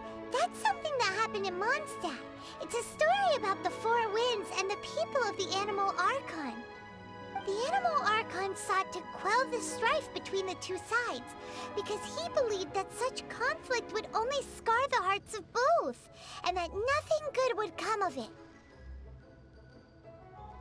Each of the 7 nations has its own scars from the past. Though your point is the very height of simplicity. As Adepti, we've become a laughingstock, to be chastised thus by an outlander who has lent us such succor. All right, all right. Didn't Ningguang suggest that we should focus on the city and each of its citizens? I know I already have, so why not see for yourselves? I apologize for appearing in full armor. I am afraid I cannot show the proper courtesies. And who are you? I am Feng Yan, a sergeant of the Millelith. I have come to extend my thanks to the Adepti. I thought this battle would perhaps be my last. But thanks to the aid of the Adepti, our forces were not as badly battered as I feared we might be. Although I am a mere mortal soldier, I promise to hold the line and never betray the grace given to us by the illuminated Adepti this day.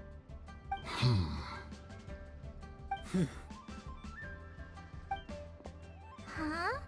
Why does everyone look so down? Didn't we just beat that big monster? Weren't you frightened, dear? It was quite the predicament. I wasn't afraid. All the strong Millelith guards were there, and those powerful heroes with their visions were there. Everyone was there. When danger is near, everyone always protects me. And the rest of the time, they make fun toys and tasty snacks and loads of things that make the harbor so pretty. Thanks for protecting Liyue Harbor. Please come visit us for the next lantern rite. Unfortunately, we wouldn't be able to participate. Huh? Because we are Adepti. Oh, okay. It must be hard being an Adeptus. Aww. You see, this is what Liyue is like today. The country of contracts is grateful to the Adepti for their protection, but it is no longer necessary for the city to rely on the Adepti's power to solve every little niggling matter. Although their blood is weak, there is still strength to be found in those we call mortals. The time of contracts between gods and Liyue has long since passed. Now is the time of contracts between Liyue and its people. Seeing the port around us now, it is hard not to feel a bit out of place.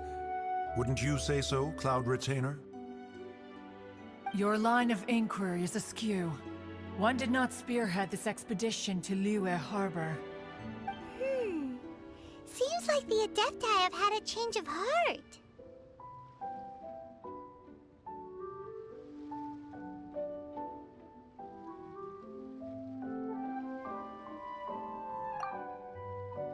Let us return now. Eager to leave, Conqueror of Demons. Yes, one understands what the Conqueror of Demons means. The city of Liyue has changed much after our long separation. One fears that by the time one finally grasps the new contracts of Liyue, you humans would have once again changed the place beyond recognition. Fair enough. Away we shall, and return whence we came.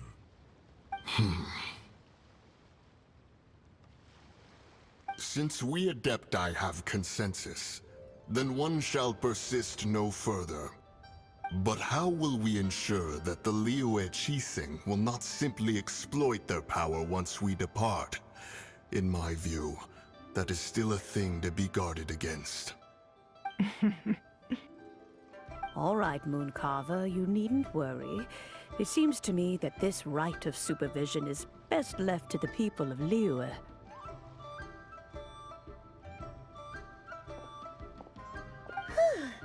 Looks like the conflict between humans and Adepti was avoided. All's well that ends well, huh?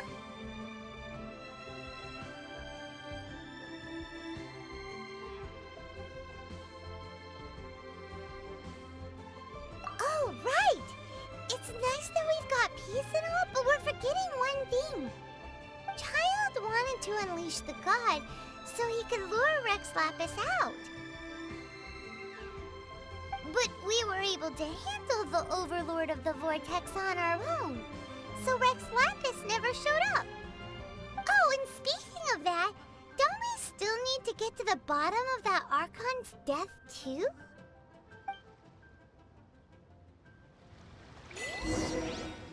Hyman doesn't get it.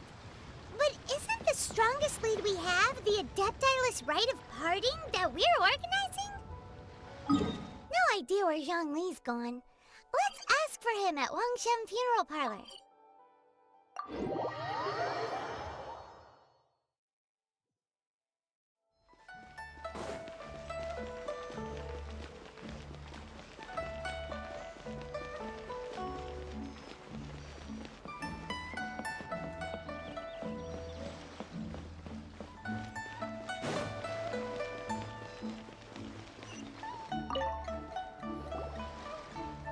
Is there anything I can do for you two? I'm afraid that Wangsheng Funeral Parlor isn't in the best state to receive guests. We've come to see Zhongli. Could you please tell him we're here? Unfortunately, Zhongli isn't here at the moment. It seems he went to Northland Bank. Doesn't the Northland Bank belong to the Fatui? Last time we saw Zhongli was before we went to the Golden House. Do you think he doesn't know about the attack on Liyue? Visiting the Fatui at a time like this could only mean more trouble. We had better go and make sure that everything is okay.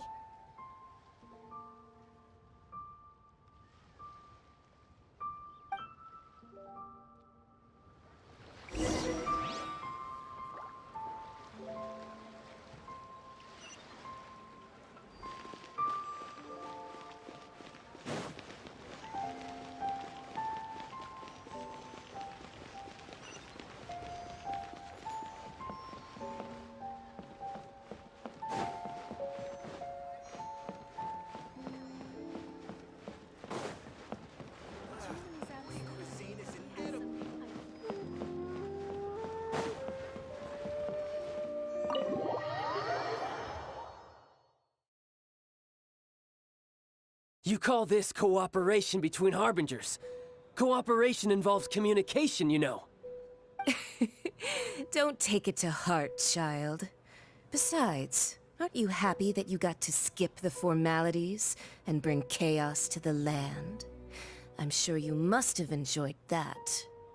Oh, it seems that some of your friends have arrived. Hey, it's Zhongli and Child. And you! You're also one of the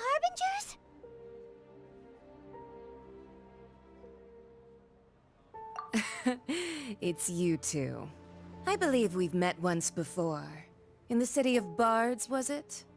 I'm glad you still remember my name. Ah, right.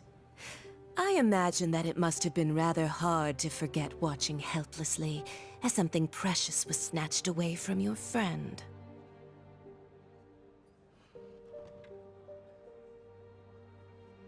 Well, if it isn't you two. This is our first time seeing each other since Liyue was nearly wiped off the map. This is certainly a bit awkward, wouldn't you say?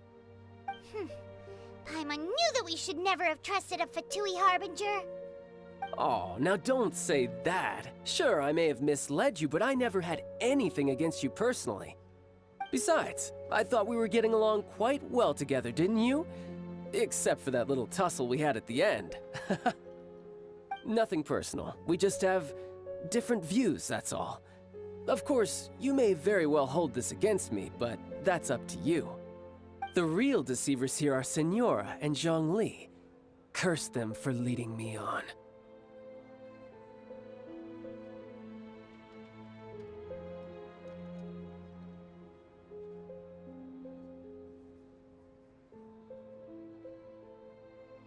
So actually, I think... Stop wasting time, child. There'll be plenty of time to chat once I'm through here.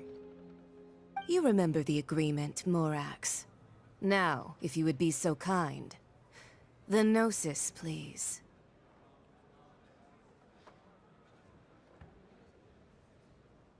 What in the world are you talking about? The contract is fulfilled. That which thou seeketh is now bestowed unto thee. For my promise is solid as stone.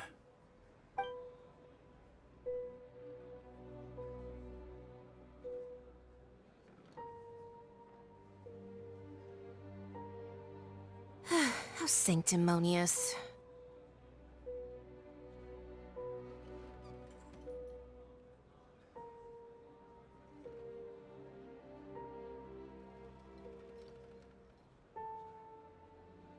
What? So you're the Lord of Geo? No, wait! That's an exciting twist and all, but why give the Gnosis to the Fatui? I do not give it for free. I give it as agreed upon in the contract, for it is a matter solely between the Tsaritsa and I. Yeah, you don't think you went a little bit too far with that whole fake death thing? Everyone was preparing the ceremony for you, and splat! This big dragon falls out of the sky, and all of Liyue goes into an uproar. Talk about a disaster. Gathering all the forces that had been bubbling behind the scenes, and then stirring them together in a pot that was bound to boil over. That's what he wanted to see, am I right? Wait, what? Perhaps it's best that I explain. As you know, I've dwelt upon this world for more than 6,000 years. It is now 3,700 years ago that I founded Liyue together with the Adepti. Even boulders that can withstand whirlpools will erode with the passing of time. I kept convincing myself that cracks had not begun to form, and that the end of my time had not yet come. Until one drizzly day, as I was strolling along the harbor, I heard a merchant tell one of his workers, "You finished your duties. Go ahead and call it a day."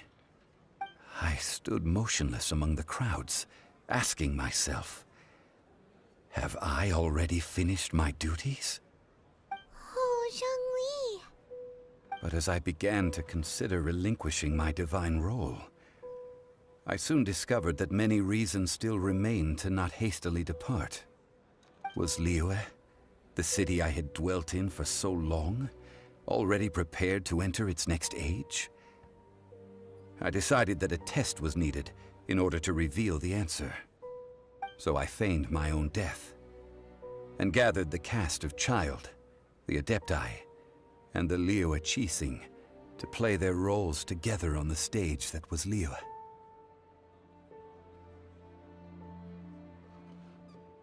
Indeed I was. The gnosis which I had kept for so many years suddenly seemed to have lost its meaning. That's right, which is why I continued to safeguard the gnosis until now. So you mean that if the chaos ever reached the point of no return, you would simply appear and use your divine powers to bring Liyue back under control? Of course, and it would have been all too easy for him too.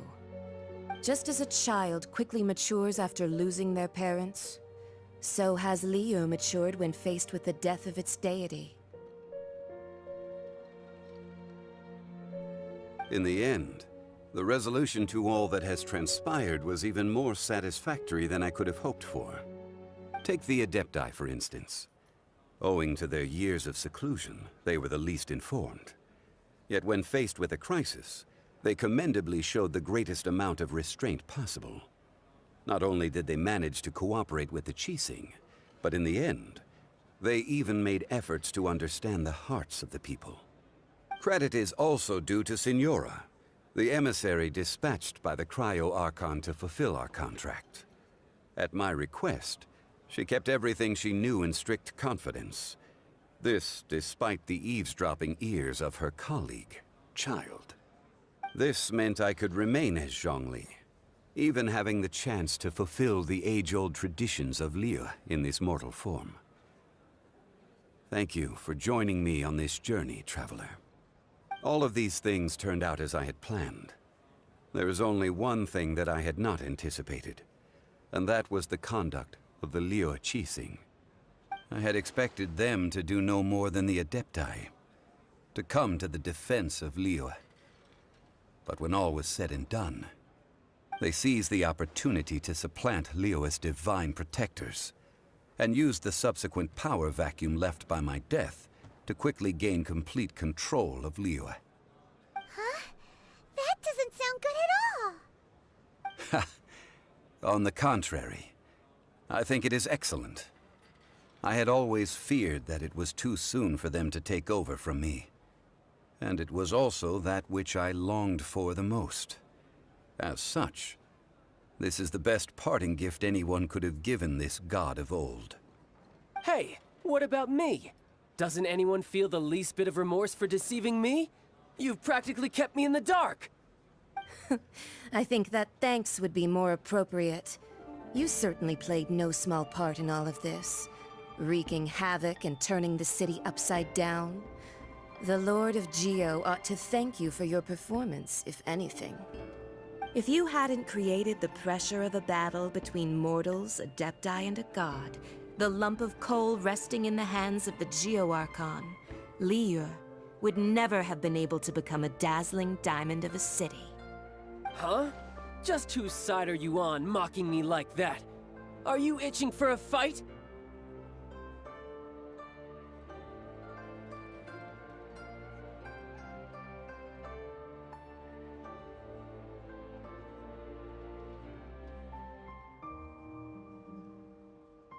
Be that as it may, you've come out of this as the hero of Liyue. I, on the other hand, will be forever prescribed as a disturber of the peace, no? Well then, with the Gnosis in my possession, I have no use for such idle chatter. We should return to Zapoljarny Palace and seek an audience with Her Majesty, the Tsaritsa. Come, child. Ah, fine. I'll meet you there later. I'm not sharing a boat with the likes of you. Do as you wish.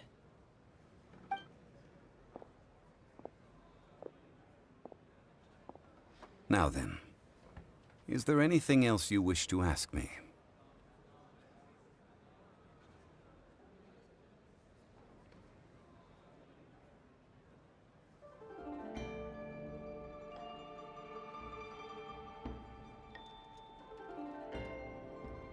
Right! As Zhongli always told us, a good trade is a fair trade. Paimon has no idea what could be a good trade for a Gnosis. Realistically speaking, there is no such thing. Huh? However, I am the god of contracts. For thousands of years, I have made countless contracts. If the deal was of no benefit, then I certainly would not be inclined to agree to it. My agreement with the Cryo-Archon will be the last of my contracts as the Geo-Archon. My contract to end all contracts. As for the bargaining chip that the Tsaritsa used to balance the scales, uncover that answer for yourself in your future journeys.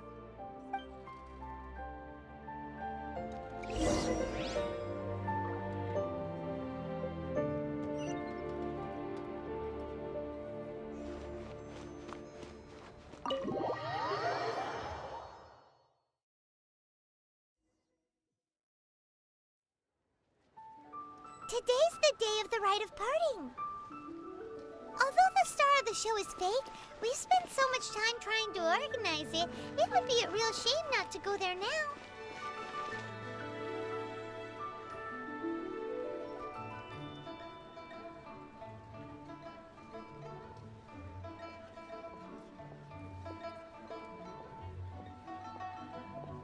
Auto-reconfiguration is an essential function.